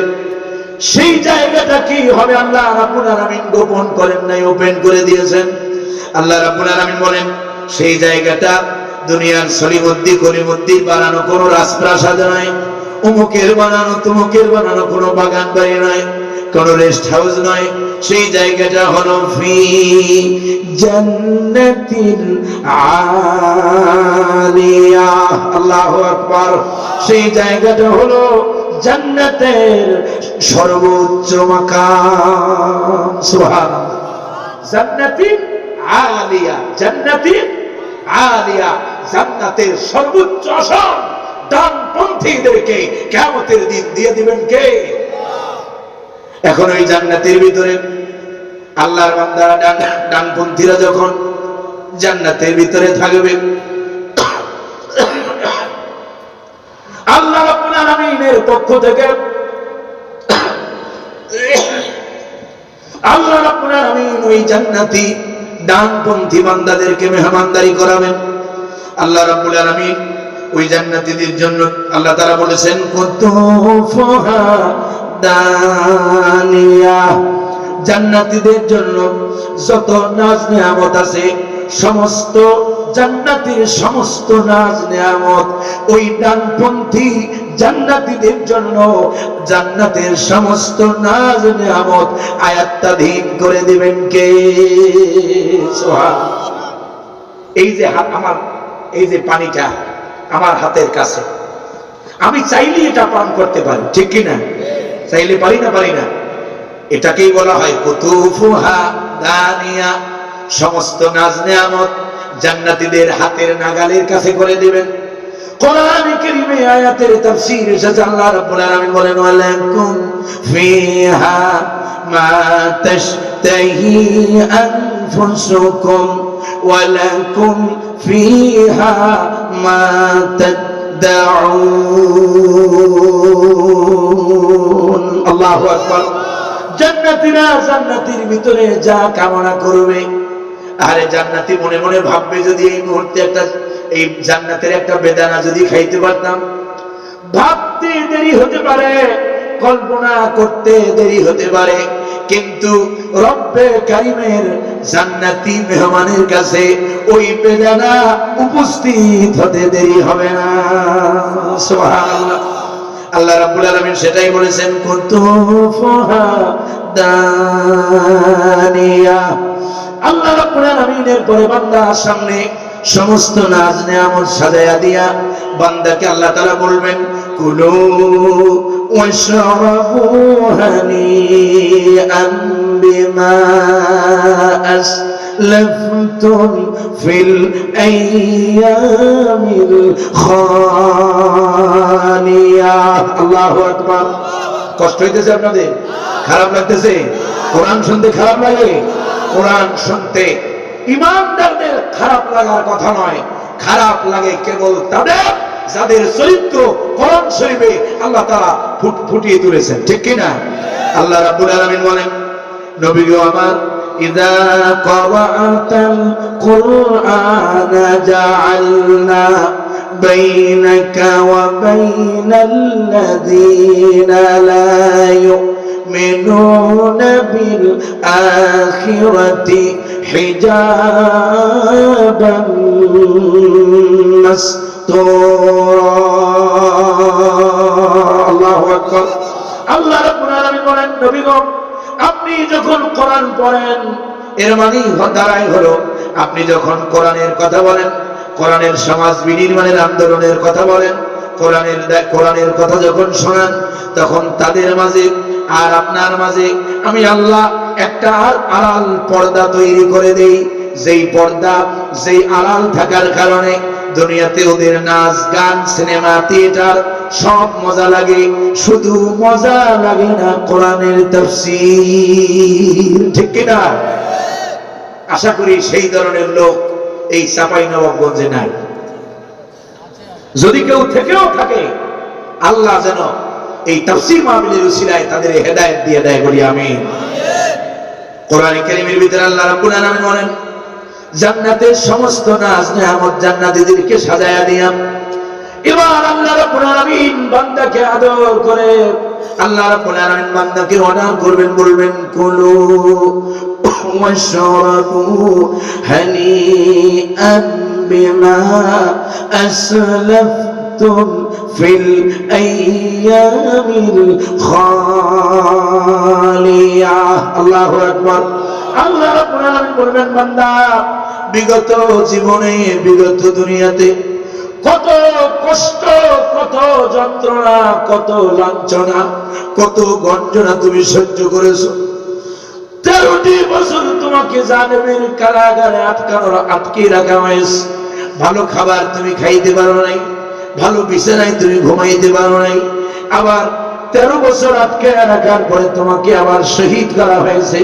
আল্লাহ রাব্বুল আলামিন যেন বান্দাকে এবার বলবেন, বান্দারে বিগত জীবনে যত কষ্ট যত পরিশ্রম তুমি করেছো তার বদলা হিসেবে আজকে তুমি আমি মালিকের মেহমানদারি গ্রহণ করো। সুবহানাল্লাহ। আল্লাহ বলবেন, বান্দা তোমার মন যা চায় তা তুমি খাও। খাওয়ার শেষে বান্দাকে ড্রিঙ্কস করাবেন কে? আল্লাহ রাব্বুল আলামিন বলেন, ওয়াসাকাহুম রাব্বুহুম শারাবান তাহুরা। আল্লাহু আকবার। জামাই শ্বশুর বাড়িতে আসলে বলে জামাইয়ের মেহমানদারিতে কিন্তু কোনো কমতি থাকে না। ঈদের সময় আপনাদের জামাইরা আসে নাই, বেড়াইতে আসে নাই? যদি বেড়াইতে না আসে বুঝতে হবে শ্বশুরের সাথে বা শ্বশুর বাড়ির লোকদের সাথে জামাইয়ের সম্পর্ক ভালো নাই। জামাই আর শ্বশুরের সম্পর্ক তো এমন, জামাই বুড়ো হয়ে গেল শ্বশুরের দিকে খেয়াল রাখে, ঈদ আসলে শ্বশুরটা কি করবে, ঠিক কিনা? একটা ভালোবাসার একটা সম্পর্ক বন্ধন এটা থাকে এবং তাদের ভিতরে ভালোবাসারই চাওয়া হয়। তবে আবার এমন কিছু কুলাঙ্গারও আছে আমাদের দেশে যে শ্বশুর বাড়িতে তারা ওত পাইতা থাকে যে শ্বশুর বাড়ি থেকে এটা আসতেই হবে।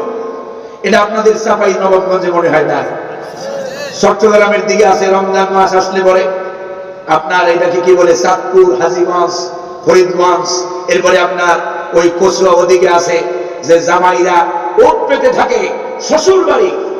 মেয়ের শ্বশুর বাড়ির লোকজন, শাশুড়ি শ্বশুর ননদেরা অপেক্ষায় থাকে কবে তালই বাড়ি থেকে বা ভাবির বাপের বাড়ি থেকে কবে আসবে ইফতার, জনমের মতো মজা করে খাবো।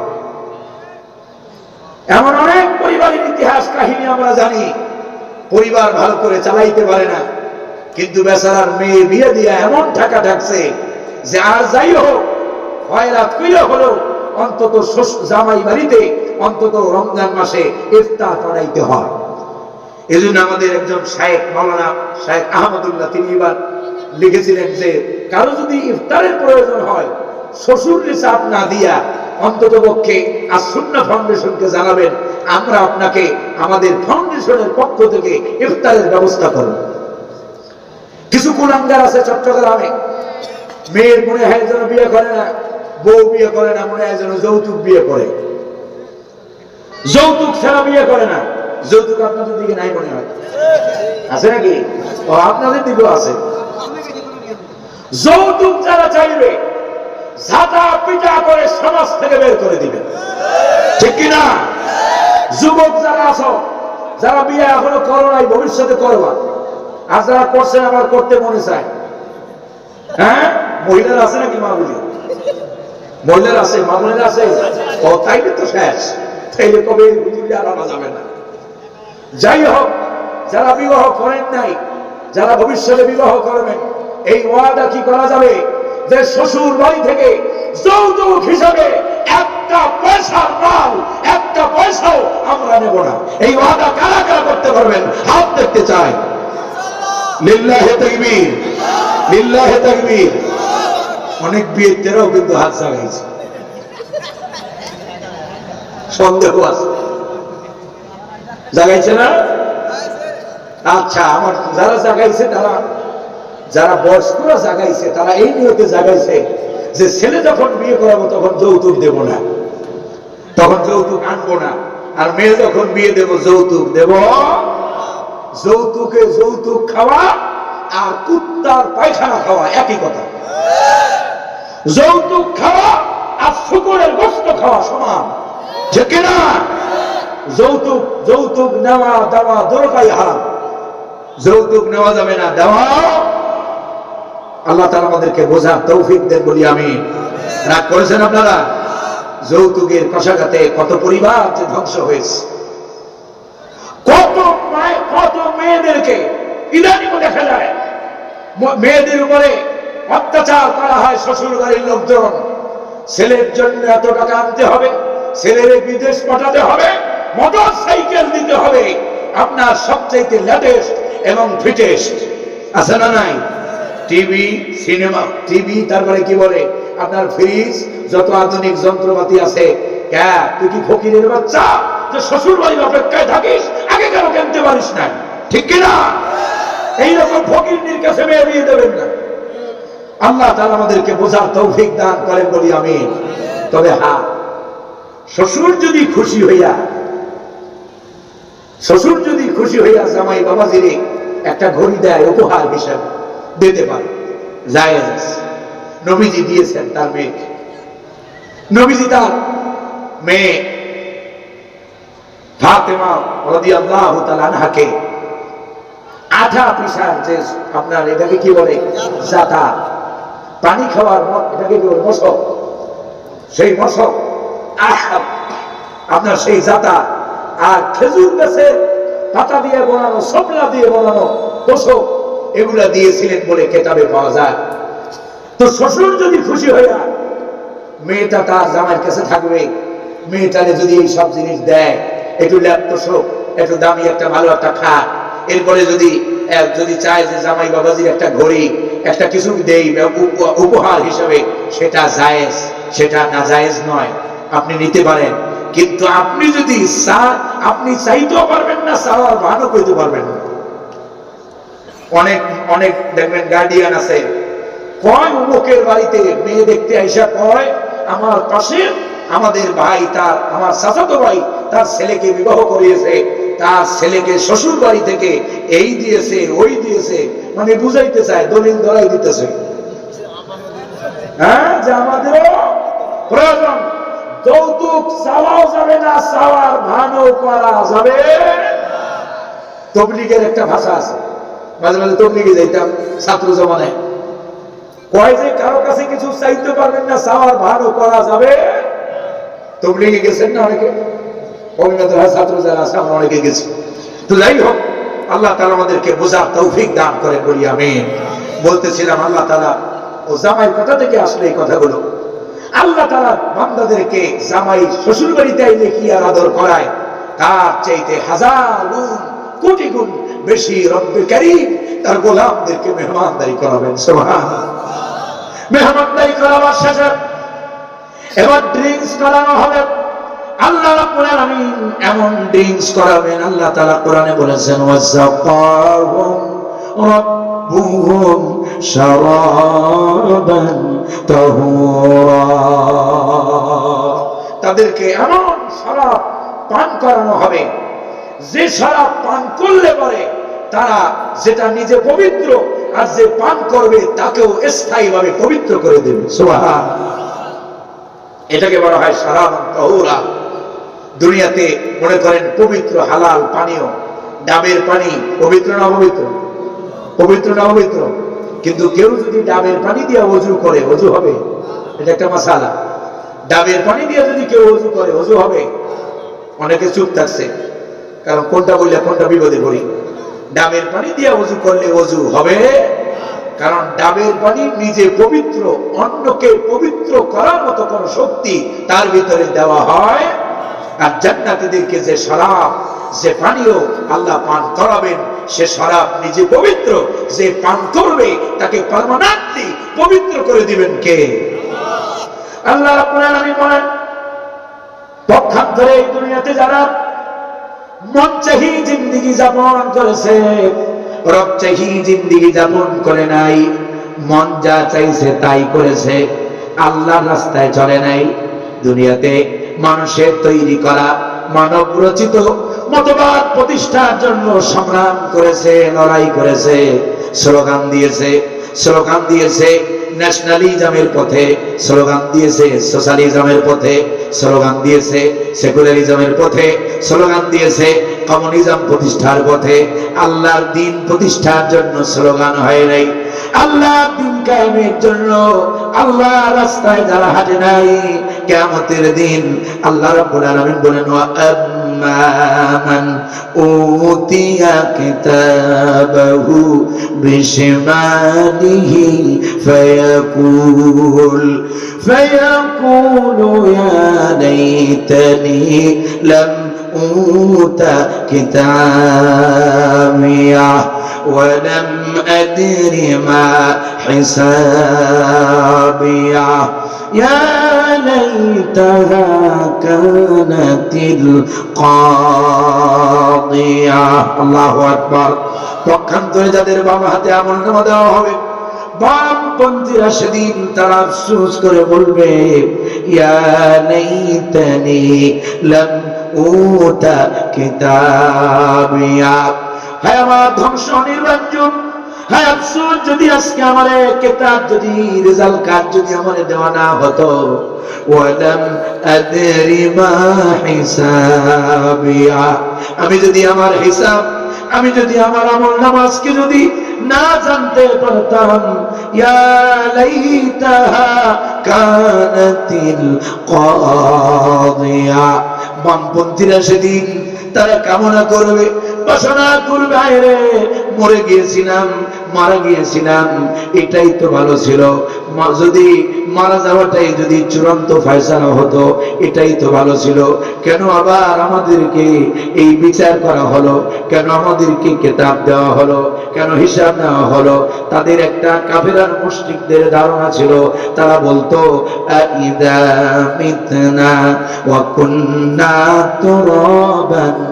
কাফেররা বলতো আমরা যখন মরে যাব, আমরা যখন মাটি হয়ে যাব, আমরা যখন মাটির সাথে মিশে যাব, ইন্না লামাবউসুনা খালকান জাদীদা। আমরা যখন মাটির সাথে মিশে যাব, মইরা যখন মাটির সাথে আমরা মিশে যাব, আমাদের গোশত হাড্ডিগুলো যখন সব মাটি হয়ে যাবে, আমাদেরকে নতুন করে কে আবার সৃষ্টি করবে, কে আবার নতুন করে উঠাবে, এটা কাফেররা বিশ্বাস করত। আর এই কাফেররা সেদিন কামনা করবে যদি মরে, যদি আমরা মরাটাই যদি চির সমাধান হয়ে যেত, মরণটাই যদি সমাধান হয়ে যেত, তাহলে আজকে এই বিচারের সম্মুখীন হওয়া লাগতো না। আল্লাহ রাব্বুল আলামিন বলেন, শুধু তাই নয়, তারা দুনিয়াতে যে অর্থ কামিয়েছে, হাজার হাজার মানুষের টাকা মেরে দিয়া বিদেশে সবচাইতে যেই মন্ত্রীটা কম দুর্নীতি করেছে, তার ছেলের অ্যাকাউন্টেও 120 কোটি টাকা পাওয়া গেছে। হাসিনা সবচাইতে ভালো যে মন্ত্রী ছিল, সমাজ কল্যাণ না যেন পরিকল্পনা মন্ত্রী, সবচাইতে ভালো যে মন্ত্রী, তার ছেলের অ্যাকাউন্টে 104 না যেন 120 কোটি টাকা পাওয়া গেছে। সুবহানাল্লাহ, আপনারা কবেন না? হাসিনা সবচাইতে পিওর মন্ত্রী। তাহলে এবার এম এ মান্না, ওই ভাইজানটা ভালো বলছেন, জানেন তো, এই হলো তার পিওর মন্ত্রী। আর যারা দুর্নীতিবাজ ছিল হাসিনার দৃষ্টিতে, তাদের কথা তো হাসিনা শেষ জীবনে আপনার কিছুটা নিজেই বলে গেছে যে তার পিএস আপনার হেলিকপ্টারে চলে বেড়াইতো। তার পিএস, তার বাড়িতে যে কাজ করতো কর্মচারীরা, তারাও টাকার কুমির হয়েছে। আমাদের দেশে এক মন্ত্রী ছিল হাসান মাহমুদ। হাসান মাহমুদ তো না, নাম হলো হাসান মাহমুদ। তো আমাদের মুয়াজ্জেম হোসেন আলাল ভাই নাকি যুবদলের, তিনি বলতেন হাসান মাহমুদ। এই হাসান মাহমুদ শুধু কুয়েত নগর কাতারে পাচার করেছে 20,000 কোটি টাকা। কত হাজার? 20,000 কোটি টাকা। ভাইরা মা, জনগণের টাকা মাইরা এই রকমের প্রতিটি মন্ত্রী, এমপি, আর আপাজানের কথা তো বাদই দিলাম। আপাজান এবং তার পরিবার পরিজন যেখানে ছিল, এই দেশের টাকা নিয়ে নির্বাচন করেছে লন্ডনে। আমার আপনার টাকা নিয়ে নির্বাচন করেছে কোথায়? লন্ডনে। আল্লাহ গজব যখন আসে, লন্ডনালারাও আপা গেল ওই দরজা দিয়া, আর লন্ডনালারাও তাদের আবার সেই বোনের মেয়েকে বিদায় করে দিয়েছে মন্ত্রণালয় থেকে, আচ্ছা এই মন্ত্রী পরিষদ থেকে, ঠিক কিনা? এমনকি গতকাল না তার আগের দিন রিপোর্ট দেখলাম যে তার বিরুদ্ধে যে দুর্নীতি যদি প্রমাণিত হয়, সেই দুর্নীতি প্রমাণিত হলে পরে তাকে জেলখানায় যেতে হবে, কোন সন্দেহ নেই। তাহলে চিন্তা করেন, মুজিববাদীদের রক্ত যেখানে ঢুকেছে সেখানেই শয়তানি আছে না? না। আবার আপার মুরিদেরা থাকলে রাগটাগ করেন না। সম্মানিত হাজিরিন, সবাই অন্যায় করে নাই। কিছু কিছু লোক ছিল যারা সাধারণ আওয়ামী লীগ যারা করত, এরা খাইতেও পারে নাই, খাওয়ারও এখন দুনিয়ার সব আকাম বুবু পেয়ে গেছে, এখন তার ভাগিদার তারা হয়েছে, ঠিক কিনা? তবে এলাকায় কিছু পাতি নেতা এমন ছিল, এই চাপাইতে মাহফিলে আসছে, কয় হুজুর রাজনৈতিক আলোচনা করবেন। কি আলোচনা করবেন না? আপনার লিখে দিয়েছে হুজুর এই বিষয়ে কথা বলবেন। আলেমদেরকে চিরকুট দিতে আল্লাহ তাআলা এমন চিরকুট ধরেছে, কিয়ামতের আগে আর বাংলাদেশে অন্তত আওয়ামী লীগ ক্ষমতায়, আওয়ামী লীগ দূরের কথা, হাসিনা ক্ষমতায় আর আসতে পারবে না, পারবে না, পারবে না ইনশাআল্লাহ। আওয়ামী লীগ যারা করতেন, তওবা করেন, তুবু ইলাল্লাহি তাওবাতান নাসুহা, তওবা করেন। রাস্তা অনেকগুলো এখনো খোলা আছে, রাস্তা খোলা আছে। আর যদি ভিতরে ভিতরে থেকে শয়তানি আর বান্দরামি করেন, জামাত বিএনপি মনে করেন মারামারি আছে নাকি? না, যদি আপনারা শয়তানি করেন, জামাত বিএনপি বাংলাদেশের সাধারণ জনগণ, ছাত্র জনতা ও এমন ভাবে জাকি মারবে, সোজা কানসারের বর্ডার পার কইরা উপরে চলে যাবে, ঠিক কি না? সুতরাং শয়তানি করো না। যা করার, ইসলামের বিরোধিতা যা করার করেছো, আলেমদের চোখের পানি ঝরিয়েছ। অসংখ্য কওমি মাদ্রাসা, আলিয়া মাদ্রাসা কি ইসলামপন্থী নেতাদেরকে জঙ্গি বানাইয়া কিচ্ছু জানে না, কোনো অপরাধ করে নাই, মাদ্রাসা থেকে ধরে নিয়ে মামলা দিয়ে, হামলা দিয়ে জীবনটাকে তছনছ করে দিয়েছে অসংখ্য আলেমদের, ঠিক কিনা? অসংখ্য সাধারণ বিএনপি বিরোধী দলের নেতাদের জীবনটাকে বরবাদ করে দিয়েছে, ঠিক কিনা? রাগ করেছেন? মৌলবী আবার রাজনৈতিক আলোচনা কেন করে? মৌলবী যদি রাজনীতি না করে, রাজনীতি তুমি করবা? মৌলবী কি আর এক জায়গা থেকে আসছে? মৌলবীরা রাজনীতি থেকে পিছিয়ে আছে বলেই এদেশ দুর্নীতিতে চ্যাম্পিয়ন হয়, ঠিক কিনা? মসজিদের ইমাম কয় জায়গায় দুর্নীতি করছে? মাদ্রাসার হাফেজ সাহেবরা, মাদ্রাসার মুতামিমরা কয় জায়গায় দুর্নীতি করছে? কয় জায়গায় চুরি করছে? কয় জায়গায় জনগণের টাকায় রেখেছে? এই লোকগুলা রাজনীতি থেকে দূরে আছে বলেই এক শ্রেণীর তথাকথিত লোকেরা, যাদের ভিতরে আল্লাহর ভয় নাই, তারাই কেবল সন্ত্রাসী করে, চাঁদাবাজি করে, হাইজাকার হয়, মানুষের টাকা লুট করে, ঠিক কিনা? এই জন্য আলেমদেরকে সাপোর্ট করবেন ইনশাআল্লাহ। আল্লাহ যেন বোঝার তৌফিক দেয়। তাহলে দুনিয়াতে যারা সম্পদ কামাইছিল অন্যায় ভাবে, কিয়ামতের দিন তাদের সম্পদ কোনো কাজে আসবে?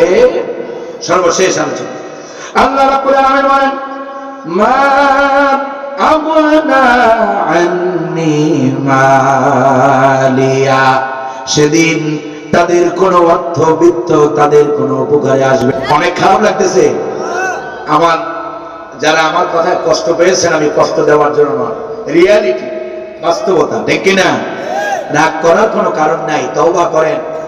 অন্যায় যে করে আর সেই অন্যায়কে যারা সাপোর্ট করে সমান অপরাধী, ঠিক কিনা? তুমি কেন তোমার দল থেকে পদত্যাগ করো নাই? যখন দেখেছো এদেশের মানুষের পরিজাত টুকরা আলেমদেরকে ফাঁসি দেওয়া হয়েছে বিনা অপরাধে, ঠিক কিনা? তুমি কেন তোমার দল ত্যাগ করো নাই? যখন দেখেছো আল্লামা সাঈদীর মতো মানুষদেরকে মিথ্যা মামলা দিয়ে তাদেরকে হত্যা করা হয়েছে, ঠিক কিনা? সুতরাং তোমরাও অপরাধী। এই জন্যই বলেছি, আল্লাহ রাব্বুল আলামিন বলবেন, হালাকা আন্নি সুলতানিয়া, কিয়ামতের দিন তাদের ক্ষমতাও খর্ব হয়ে যাবে, ক্ষমতাও শেষ হয়ে যাবে, কোন পাওয়ার সেদিন কোন কাজে আসবে। আল্লাহ রাব্বুল আলামিন বলেন, সেদিন তাদের অর্থ দিয়ে তারা বাঁচতে পারবে না, ক্ষমতাও শেষ হয়ে যাবে।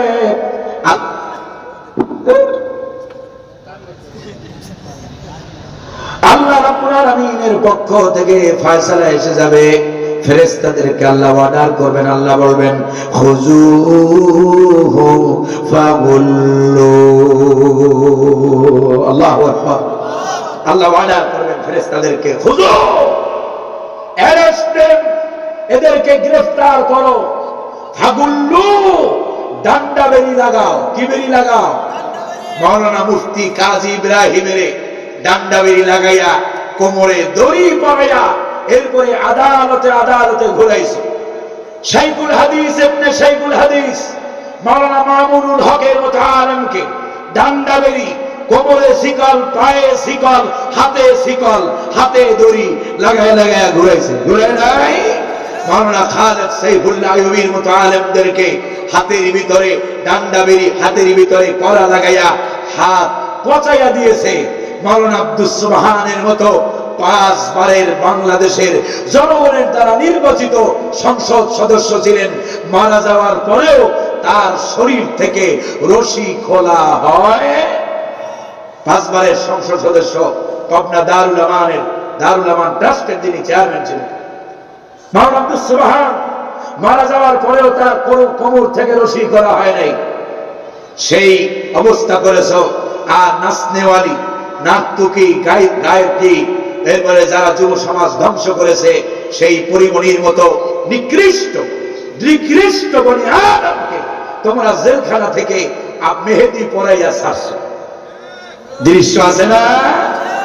এবার আল্লাহ রাব্বুল আলামিন বলেন, খুযুহু ফাগুল্লুহু সুম্মাল জাহিমা সাল্লু। এরে ধরো, পাকড়াও করো, শিকলাবদ্ধ করো। আমি বলেছি ডান্ডা বেরি পরাও।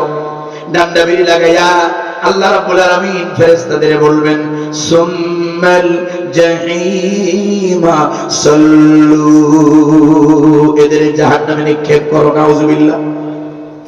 জাহান্নামে নিক্ষেপ করা হবে। কেমন জাহান্নামে নিক্ষেপ করা হবে? আল্লাহ রাব্বুল আলামিন বলেন, শোনো, এদেরকে দুনিয়াতে মৌলবীরে কয় হাত ধরে দিয়া মানছে, আলেমদেরকে কয় হাত রশি দিয়া মানছে, এদেরকে ওই রকমের কয় হাত, 2 হাত আর 1 হাত 3 হাত নয়, এদেরকে সুম্মা ফি সিলসিলাতিন যিরউহা 70 যিরাআন ফাসলুকু।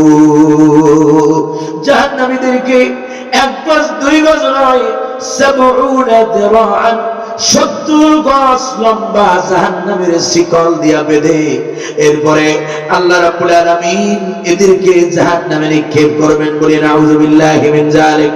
কত গজ? 70 গজ। 70 গজে কত হাত হয়? 140 হাত। 140 হাত লম্বা দুনিয়ার কোন কলিমদ্দির কোম্পানির বানানো শিকল নয়। জাহান্নামের আগুনে পোড়ানো কোন আগুন? যে আগুন হাদিসের ভিতরে আসছে, মুসলিমের বর্ণনায় এসেছে, যে আগুন 3500 বছর পর্যন্ত উত্তপ্ত করা হয়েছে, তাপ বাড়ানো হয়েছে, সেই আগুনের ভিতরে বানানো জাহান্নামের সেই শিকল দিয়া 1 গজ আর 2 গজ নয়, 70 গজ তথা 140 হাত লম্বা শিকল তাদের পরাইয়া আল্লাহ তাআলা বলবেন, মুকদ্দম করেছেন, সুম্মাল জাহিমা সাল্লু। জাহান্নামে নিক্ষেপ করা হবে।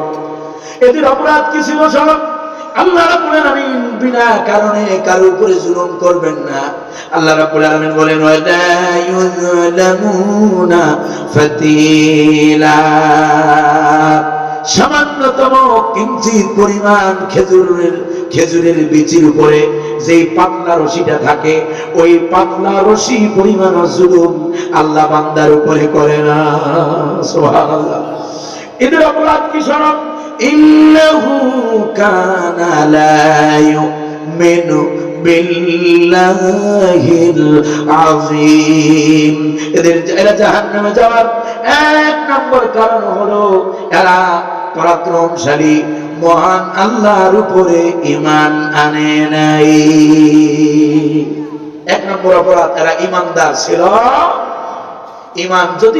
ঈমানের কথা যদিও বলতো, কয় হুজুর আমরাও তো মুসলমান, আমরাও তো নামাজ পড়ি, আমরাও তো রোজা রাখি, কিন্তু ইসলামী আদর্শে বিশ্বাস করে, কোরআনের আইন মানে না, কোরআনের সমাজ ব্যবস্থা মানে না, কোরআনের রাজনীতি স্বীকার করে না, কোরআনের অর্থ ব্যবস্থা মানতে চায় না।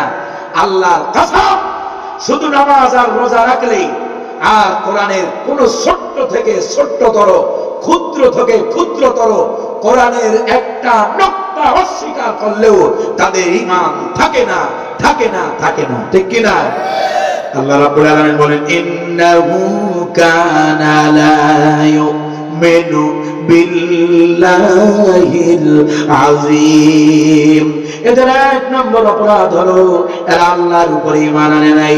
2 নম্বর অপরাধ হলো আল্লাহ রাব্বুল আলামিন বলেন, এদের 2 নম্বর অপরাধ ছিল তারা লা ওয়ালা ইয়াহুদ্দু আলা তাআমিল মিসকিন, এরা অসহায়দেরকে খাদ্য দানে উৎসাহ দেয় নাই, নিজেরা তো দেয় নাই, বরং অন্যরা দেবে সেখানেও বাধা দিয়েছে। মিয়া এত দেওয়া লাগে? এতিম মিসকিন অসহায়দের কল্যাণে তারা আগাই আসে নাই, বরং এতিমের সম্পদ, মিসকিনদের সম্পদ তারা অন্যায়ভাবে গ্রাস করেছে। আমাদের সমাজে আছে না নাই? এরকমের লোক আছে না নাই? সম্মানিত হাজিরিন, এই রকমের আরো অনেক জাহান্নামে যাওয়ার আরো অনেক কারণ আছে। আবার সূরা নামার ভিতরে আল্লাহ তাআলা বলেছেন ইন্নাহুম কানু লা ইয়ারজুনা হিসাবা, এদের আরেক অপরাধ হলো আল্লাহর সামনে দাঁড়াইতে হবে এই চিন্তা তারা লালন করতো না। ওরা মনে করতো দুনিয়াটা মস্ত বড়, খাও দাও ভর্তি করো, যা কিছু করার দুনিয়াতেই করতে হবে, পরকাল আছে এই চিন্তা তারা করতো না। এই জন্য যা খুশি যা মনে চাইছে তাই করেছে।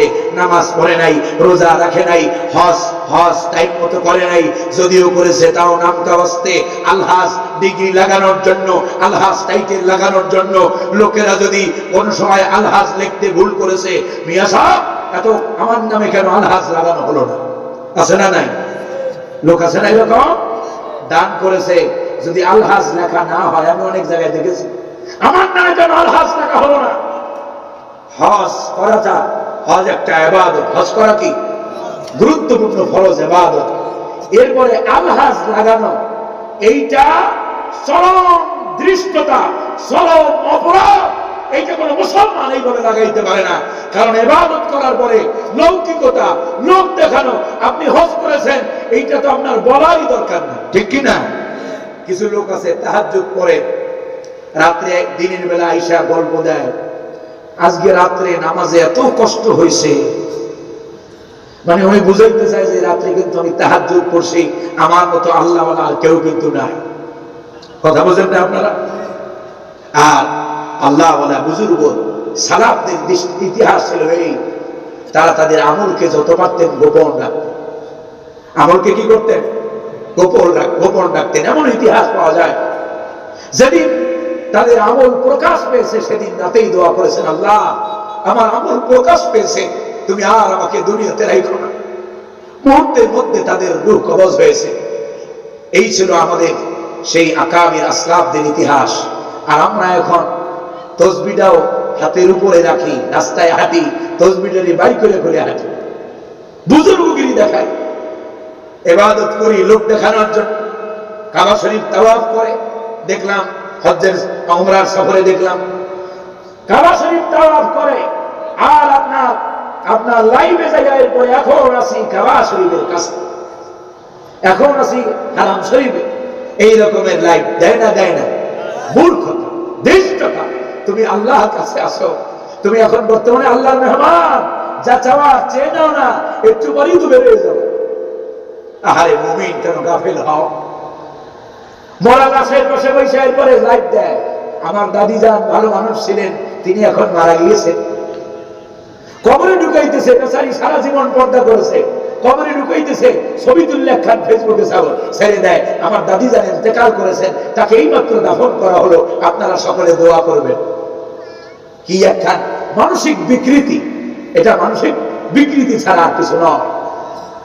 বিপর্যয় হয়েছে আমাদের মেধা মস্তিষ্কে। অপরাধ করতে করতে যত বেশি অপরাধ করবেন, যত বেশি জেনা করবে, ব্যভিচার করবে, যত বেশি অন্যায় করবে, তত বেশি মানুষের স্মৃতি শক্তি লোপ পায়, ঠিক কিনা? অসুস্থ মুমূর্ষ রোগীর পাশে বসে ছবি তুলে, সেলফি তুলে ফেসবুকে দেয়, দোয়া করবেন। অথচ এই বেচারি সারা জীবন পর্দা করেছে, তার কোনো পরপুরুষের সাথে দেখা দেয় নাই, কত কষ্ট করেছে, অথবা জীবনে পর্দা নাই করলো। তুমি এখন এই মৃত্যু সজ্জায় লোকটি আছে, তুমি তার দেহটারে কেন আর আপনার ছেড়ে দেখাও, পুরুষ হোক নারী হোক। আল্লাহ আমাদেরকে বোঝার তৌফিক দেন বলি আমি। রাগ করেছেন আপনারা? এই যে দেখবেন মঞ্চ থেকে নামলি কিছু যুবক আছে, হুজুর একটা সেলফি তুলি। কেন হুজুরের সেলফি তোমার কাছে তুলতে হবে কেন? স্মৃতি রাখো। কেন আমার কথাগুলো তোমার স্মৃতি থাকবে না?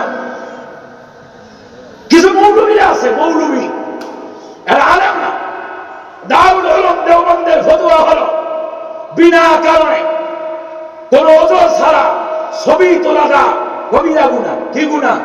সগীরা গুনাহ না, কবিরা গুনাহ। আর তুমি মিয়া সেলফি যেমনে যাও এমনি সেলফি তুলতে থাকো। গাড়ি দিয়ে আওয়াজ করতে যাইতেছেন, গাড়ি একখান লইয়া পোস্ট পাস দিয়া দোয়া করবেন, চাপাই টু ঢাকা সফরে যাচ্ছে, আছে না? বক্তা, এগুলো বক্তা না, তক্তা। আল্লাহ তাআলা জাতিকে হেফাজত করেন। লৌকিকতা, লোক দেখানো মানসিকতা, এটা গুনাহের কাজ। নবীজি বলেছেন, আমি হাদিস বলে শেষ করব, নবীজি বলেছেন, আল্লাহর হাবিব সাহাবায়ে কেরামদের মাঝখানে বসা নবীজি বললেন, ইন্না আখাফু মা খাফু আলাইকুম আন শিরকিল আসগর ফাসআলা আনহু ফাকালা রিয়া। নবীজি বলেন, আমি তোমাদের উপরে সবচেয়ে বেশি ভয় করি ছোট শিরকের। সাহাবায়ে কেরাম বললেন, ইয়া রাসূলুল্লাহ, ছোট শিরকটা কি? নবীজি বললেন, সেটা হলো লৌকিকতা, লোক দেখানো। নামাজ পড়ে সেলফি তোলে, ঈদগাহে যায় সেলফি তোলে, অমুক তোলে, তমুক তোলে। এগুলো কি রুহিয়াত নয়? এগুলো কি লৌকিকতা নয়? আল্লাহ তাআলা আমাদেরকে হেফাজত করেন, বলি আমিন। সেলফি যত কম করা যায় তত কম করবেন। আমাদের মাঝে মাঝে আমার মনে হয় কিছু ভাইরা ইসলামী আন্দোলন করে কিন্তু সেলফি দারুণ পাগল। ভালো কাজ করেন মিয়া সাহেব, আপনি ভালো কাজটা করতেছেন আল্লাহর জন্য, আপনি ঈদের উপহার দিতেছেন, কে সেলফি তোলা লাগবে? কে ওই বেলা যে মহতাজ এটা দেখাচ্ছেন জাতিকে? এই ধরনের কোন কাজ করা যাবে। রাজনীতিবিদ যারা আছেন, বিএনপি জামাত, এই ধরনের দেশ তো সেই দেশ, আধা কেজি চাউল দিয়ে এরপরে সেলফি দিলে ফেসবুকে ছাড়ে। আপনি ব্যক্তিকে সহযোগিতা করলেন না, ব্যক্তিকে আরো মানুষের সামনে খাটো করলেন, গুনাহের কাজ করলেন, ঠিক কিনা? আল্লাহ যেন বোঝার তৌফিক দান করেন। সাহায্য সহযোগিতা করবেন গোপনে। আপনার উপরে ফিতরা ওয়াজিব। আপনি ফিতরা দিবেন, এইটা আপনি মনে করেন না যে এটা মনে হয় আপনি তার উপরে দয়া করতেছেন। মিয়া সাহেব, আপনার ফিতরা যে সে নিতেছে, আপনার উপরে আর দয়া করতেছে। যাকাতের লুঙ্গি দেয়, শাড়ি দেয়, লুঙ্গি শাড়ি ব্যাপারে যাব না। যাকাত দেন, আপনি মনে করতেছেন আপনি যারা দিতেছেন তার উপরে দয়া করতেছেন। না না, আপনি যে নিচ্ছে সে আপনার উপরে অনুগ্রহ করতেছে, ঠিক কিনা? আল্লাহ তাআলা বোঝার তৌফিক দান করেন। আকল লাগবে। কোরআনের এই সকল দিক নির্দেশনা গুলো তাদের জন্য যারা আয়াতুল লিউলিল আলবাব, জ্ঞানবান যারা, চিন্তাশীল যারা, জ্ঞান চক্ষু আছে যাদের, তাদের জন্যই, ঠিক কিনা? রাগ করেছেন আপনারা? সম্মানিত হাজিরিন, 5টা মিনিট কষ্ট দেব, যদিও আপনারা কেউ উঠবেন না, আমার অনুরোধ, আমি একজন মেহমান। নবীজি বলেছেন, মান কানা ইউমিনু বিল্লাহি ওয়াল ইয়াউমিল আখির ফালইউকরিম দাইফা। নবীজি বলেছেন, যে ব্যক্তি আল্লাহর পরকালে বিশ্বাস করে সে যেন তার মেহমানকে সম্মান করে। আমরা চাবো কার কাছে? আল্লাহর কাছে। আল্লাহুম্মা আমিন। আলহামদুলিল্লাহি রাব্বিল আলামিন ওয়াল আকিবাতু লিল মুত্তাকিন ওয়াস সালাতু ওয়াস সালামু আলা সাইয়্যিদিল আশরাফিল আমবিয়া'i ওয়াল মুরসালিন ওয়া আলা আলিহি ওয়া আসহাবিহি আজমাইন। اللهم لك الحمد كما ينبغي لجلال وجهك وعظيم سلطانك يا رب العالمين. ربنا ظلمنا أنفسنا وإن لم تغفر لنا وترحمنا لنكونن من الخاسرين. ربنا إننا آمنا بك وعليك توكلنا وإليك أنبنا وإليك المصير. اللهم حبب إلينا الإيمان وكره إلينا الكفر والفسوق والعصيان. اللهم إنا نجعلك في نحورهم ونعوذ بك من شرورهم. اللهم زدنا ولا تنقصنا وأكرمنا ولا تهنا وأعتنا ولا تحرمنا وأثرنا ولا تؤثر علينا وارضنا وارض عنا يا رب الكريم. اللهم إنا نسألك بأسماء الحسنى. اللهم إنا نسألك بصفاتك العلى. اللهم إنا نسألك باسمك الأعظم يا حي يا قيوم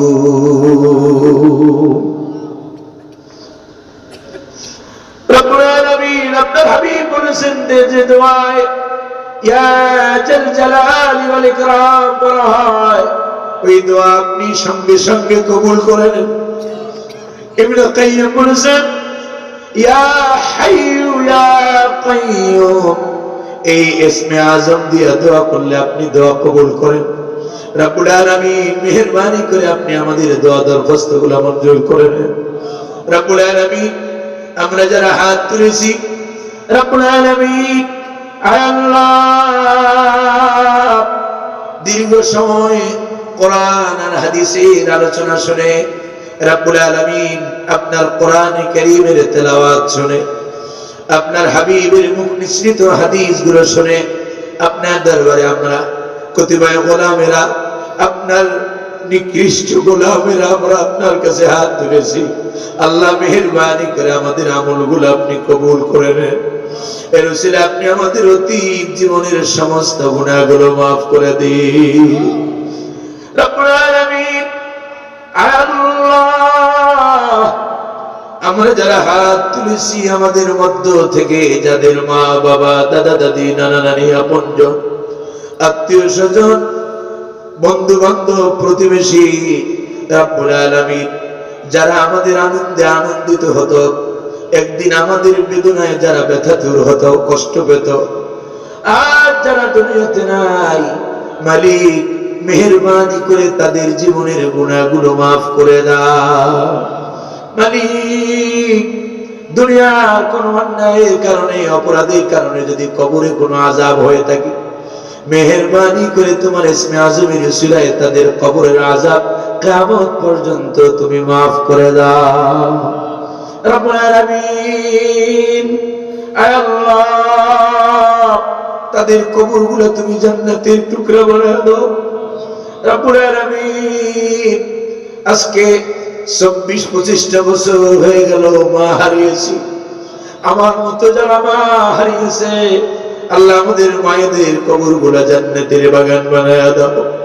যারা তাদের কলিজার টুকরা আব্বাজানকে হারাইছে আল্লাহ আল্লাহ তাদের আব্বাজানদের কবরগুলো জান্নাতের বাগান বানায় দাও। রব্বুল আলামিন আয় আল্লাহ দুনিয়াতে যতদিন বাঁচায় রাখবা ঈমানের উপরে বাঁচায় রাখিও মালিক। যতদিন বাঁচায় রাখবা নেক আমল করার তৌফিক দিও মালিক। যতদিন বাঁচায় রাখবা আমলে সালেহ করে জিন্দেগি পার করার তৌফিক দিও আল্লাহ। রব্বুল আলামিন যারা কোরআন পড়তে পারে না কোরআন পড়ার তৌফিক দাও। যারা কোরআন বুঝে না কোরআন বোঝার তৌফিক দাও। কোরআন পড়ে কোরআন বুঝে কোরআন দিয়া ব্যক্তি পরিবার সমাজ রাষ্ট্র গঠনের কাজে আমাদের জান আর মালকে তুমি কবুল করে নাও আল্লাহ। আল্লাহুম্মা ইহদিনাস সিরাতাল মুস্তাকিম আল্লাহুম্মা ইহদিনাস সিরাতাল মুস্তাকিম সিরাতাল লাযীনা আন'আমতা আলাইহিম মিনান নাবিয়্যিন ওয়াস-সিদ্দীকিন والشهداء والصالحين আল্লাহ আপনি আমাদেরকে সরল পথের দিশা দান করেন। যেই পথ আপনার নবীদের পথ যেই পথ শুহাদাদের পথ যেই পথ সালিহিনদের পথ ওই পথের উপরে আপনি আমাদেরকে কবুল করেন।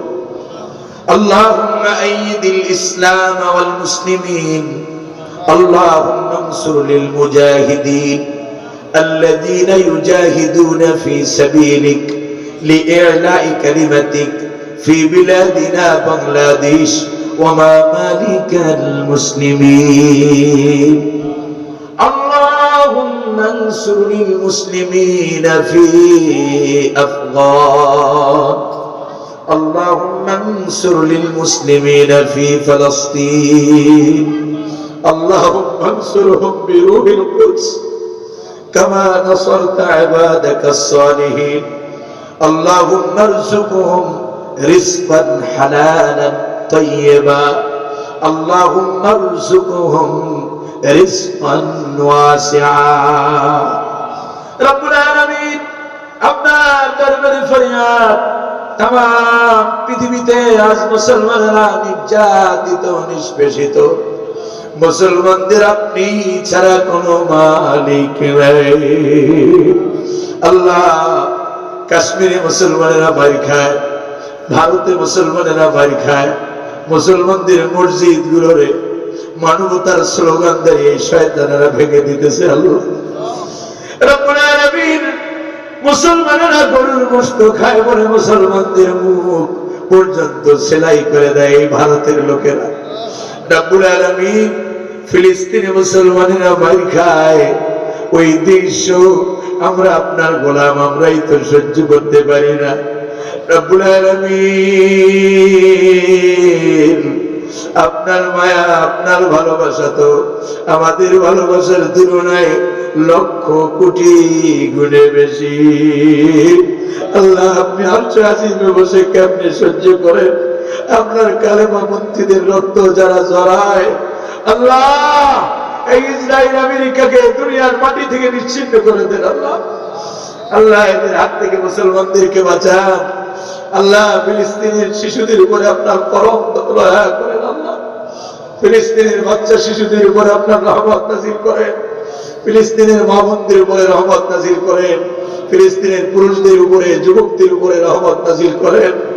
আল্লাহ, মেহেরবানি করে ফিলিস্তিনের জন্য আপনি একজন সালাউদ্দিন আইয়ুবীর ব্যবস্থা করেন।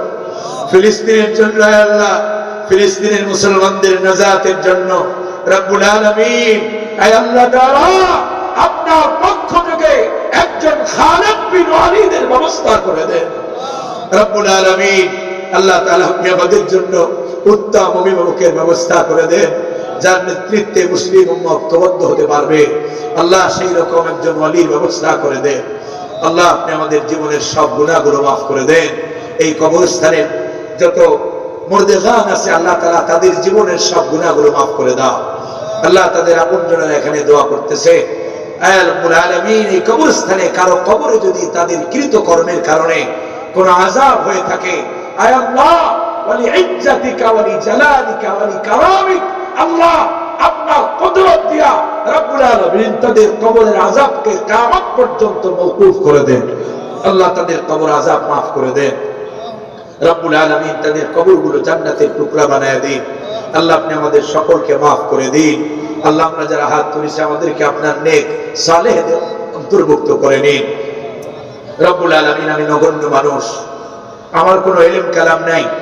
আমারে আপনি যা শিখাইছেন, আমার যদি আপনি যা বলাইছেন, তুমি মালিক, আমি চেষ্টা করেছি আপনার কথাগুলো বলা, আপনার দ্বীনের কথাগুলো প্রচারের। আমার কোন স্বার্থের কথা আমি এখানে বলি না। আল্লাহ, আপনি আমাদেরকে আপনার দ্বীনের কথাগুলো বোঝার তৌফিক দান করেন। আল্লাহ, আপনি আমাদের জীবনের গুনাহগুলো মাফ করে দেন। আল্লাহ, আমাদেরকে কোরআনের পথ বেছে নেওয়ার তৌফিক দান করেন। রব্বুল আলামিন, এই মাহফিলের আয়োজন যারা করেছেন, অর্থ দিয়ে, বুদ্ধি দিয়ে, পরামর্শ দিয়ে, নানান ভাবে যারা সাহায্য সহযোগিতা করেছে, যে নিয়তে সহযোগিতা করেছে, তাদের মনের নেক আশাগুলা পুরা করে দাও। আল্লাহ, আমাদের কলিজার টুকরা অনেক মা বোনেরা মাহফিলে আসছে। আল্লাহ, আল্লাহ, আমার মা বোনদেরকে পর্দানিশীন হিসেবে কবুল করে নাও। এদেরকে তোমার ফরজ পর্দা মেনটেন করার তৌফিক দান করো। আল্লাহ, এদেরকে তুমি আম্মাজান আয়েশা সিদ্দিকা রাদিয়াল্লাহু তাআলা আনহার সাথে এদের হাসর তুমি নসিব করায়ো। আল্লাহ, তুমি তাদেরকে মাফ করে দাও। আল্লাহ, মেহেরবানি করে আমাদের মা বোনদেরকে ঈমানওয়ালা ইজ্জতওয়ালা জিন্দেগি দান করো। আমাদেরকে ঈমানওয়ালা ইজ্জতওয়ালা জিন্দেগি দান করো। আমাদেরকে কোথাও অপমান করিও না, আমাদেরকে সম্মানিত করো। আল্লাহ, আমাদের গুনাহগুলো মাফ করে দাও। আমাদেরকে একনিষ্ঠতার সাথে তোমার গোলামি করার তৌফিক দান করো। আল্লাহ, আমাদের দেশের উপরে তোমার রহমত নাযিল করো। বর্তমানে দেশ যারা পরিচালনা করে, তাদের কলিজা ভরা ঈমান দান করো। রব্বুল আলামিন, তাদের ইসলামের উপরে ইস্তেকামাত দান করো। সকল ষড়যন্ত্র বাধা উপেক্ষা করে দেশ ও মানবতা ইসলামের কল্যাণে তারা যেন কাজ করতে পারে, আল্লাহ সেই তৌফিক দান করো। এই জাতির জন্য তুমি যাদেরকে উপযুক্ত মনে করো, এই জাতির ক্ষমতায়, রাষ্ট্র ক্ষমতায় তুমি তাদেরকে বসায়া দাও।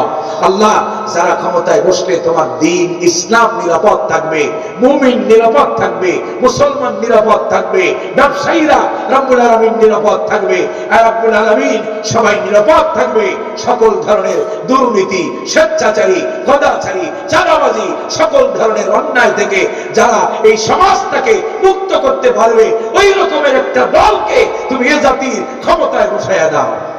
আল্লাহ, তুমি আমাদের সকলের উপরে তোমার রহমত নাযিল করো। আল্লাহ, আমাদের গুনাহগুলো মাফ করো। আল্লাহ, দেশের ভিতরে বাহিরে দেশ নিয়ে যারা ষড়যন্ত্র করে, সকল ষড়যন্ত্রকারীদের ষড়যন্ত্র থেকে আমাদের এই ছোট্ট জন্মভূমিটাকে তুমি হেফাজত করো। আল্লাহ, এই গভীর রজনীতে আমি যে দোয়াগুলো তোমার কাছে করলাম, যা চাইতে পারলাম, যা চাইতে পারলাম না কিন্তু দরকার, তুমি সব আমাদেরকে দান করে দাও। আল্লাহুম্মা ইন্না নাসআলুকা মা সাআলাকা নাবিয়্যুক। আল্লাহ, আমরা তোমার কাছে তা চাই যা তোমার নবী তোমার কাছে চেয়েছে। ওয়া আউযু বিকা মিনাশ শাররি মাস্তাআযা মিনহু নাবিয়্যুকা মুহাম্মদ সাল্লাল্লাহু আলাইহি ওয়াসাল্লাম। আমরা তোমার কাছে তা থেকে আশ্রয় চাই যা থেকে তোমার নবী তোমার কাছে আশ্রয় চেয়েছে। ওয়া আনতাল মুস্তাআন ওয়া আলাইকাল বালাগ, লা হাওলা ওয়ালা কুওয়াতা ইল্লা বিল্লাহ। আল্লাহ, আমাদের দোয়া দরখাস্ত তুমি কবুল করেছো, এই আশা নিয়ে আমরা হাত তুলছি। আল্লাহ, তুমি আমাদের দোয়াগুলো কবুল করে নাও। রব্বানা تقبل منا إنك أنت السميع العليم وتب علينا يا مولانا إنك أنت التواب الرحيم سبحان ربك رب العزة عما يصفون وسلام على المرسلين واجعل آخر كلامنا عند الموت لا إله إلا الله محمد رسول الله الحمد لله رب العالمين السلام عليكم ورحمة الله وبركاته